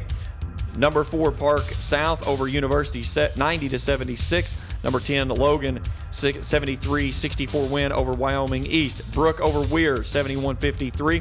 East Liverpool, Ohio over John Marshall 91-46. AA number 1 Polka 65. Number 10 Sissonville 45. Tuck Valley over number 6 Mingo Central 55-51. Ripley knocks off number 7 Ravenswood 57-43. Number 9 Scott over Lincoln County 61-56. Chapmanville over Wayne 69-48. Herbert Hoover defeats Tulsa 68-24. Kaiser over Southern Garrett 56-49. Single A Williamstown over Tyler Consolidated 71-37. Doddridge County over Clay Battelle 65-35. Madonna over Steubenville 51-43. Payton City over Valley Wetzel 69-45. And our final score, St. Mary's over South Harrison 53-43. Thank you very much, James. Our poll question on basketballnight.com for this past week was, should West Virginia institute a shot clock in high school basketball? 68% say yes, 32% say no. We thank all of you for voting. To those of you who say yes, I say, who's going to run the shot clock? Anyway, nonetheless, our poll question for this week, we'll turn it over to Braxton, who is now behind the camera. Braxton, this week's poll question. Yeah, Ryan, a lot of games canceled or postponed tonight due to the impending weather, but like we heard from Rick Kozlowski in Martinsburg, he seems to think that they could have gotten the games in. Question for this week is, do you think sometimes administrators who do have a very thankless job are a bit quick on the trigger finger to cancel or postpone a basketball game during the event that weather could become a factor? Vote on that until 11:45 on next Friday night. Thank you very much. Now, before we go, I have to point out, right in front of me, sets some new swag to the set for tonight, perhaps for one night only. It is a Man Hillbillies basketball jersey, but not just any Man Hillbillies basketball jersey. This was from the late 1960s, and it was worn by Dr. Chuck Bailey, who is the faculty advisor of WMUL Radio, who is a big part of this show behind the scenes. Dr. Bailey wore that jersey back in the late 60s when he was a student at Man High School and played for the Hillbillies. He had his Letterman jacket with him tonight as well. And kind of get to take a walk back in time. You look at this jersey, and James, quite frankly, I mean, these jerseys were made to last. Yeah, those were the material. As we look at the material here, is definitely something that you don't replace in a couple of years. And going back to the years of that jersey, that was back in the days when Dr. Bailey would call that man, not man. But certainly appreciate having that on the set. It's a good look. Absolutely, and definitely appreciate him joining. 90 seconds. Coach Marone, also, I guess from a uniform standpoint, you don't have to buy one of these every 2 years. No, those were made to last, and that again brings back a lot of memories as you go down memory lane. But uniforms were meant to last a long, long time, and they've kind of gotten away from that a little bit now. Yeah, stitched on uniform, and this 40-plus-year-old uniform will be in better shape than this year-and-a-half-old uniform within the next 5 years. Guarantee it. But anyway, another fantastic Friday night of basketball. Again, weather played a factor. If you're out in it, be careful because there are reports of accidents all throughout the Mountain State tonight on the interstates, etc. So please be careful. But as always, thank you for joining us on Basketball Friday Night in West Virginia. For everyone in the back, for Rick Marone, and for James Collier, I'm Ryan Epling. We'll be back next Friday night on another Basketball Friday Night in West Virginia. Thank you for listening to Basketball Friday Night in West Virginia. Tune in next Friday for the latest high school basketball action from across the Mountain State. Visit our website at basketballnight.com to find out how you can stay connected with us throughout the week. Until next time, have a great weekend, and thank you for listening to Basketball Friday Night in West Virginia. The preceding broadcast is a presentation of the Fast Break Sports Network. Copyright 2014, all rights reserved.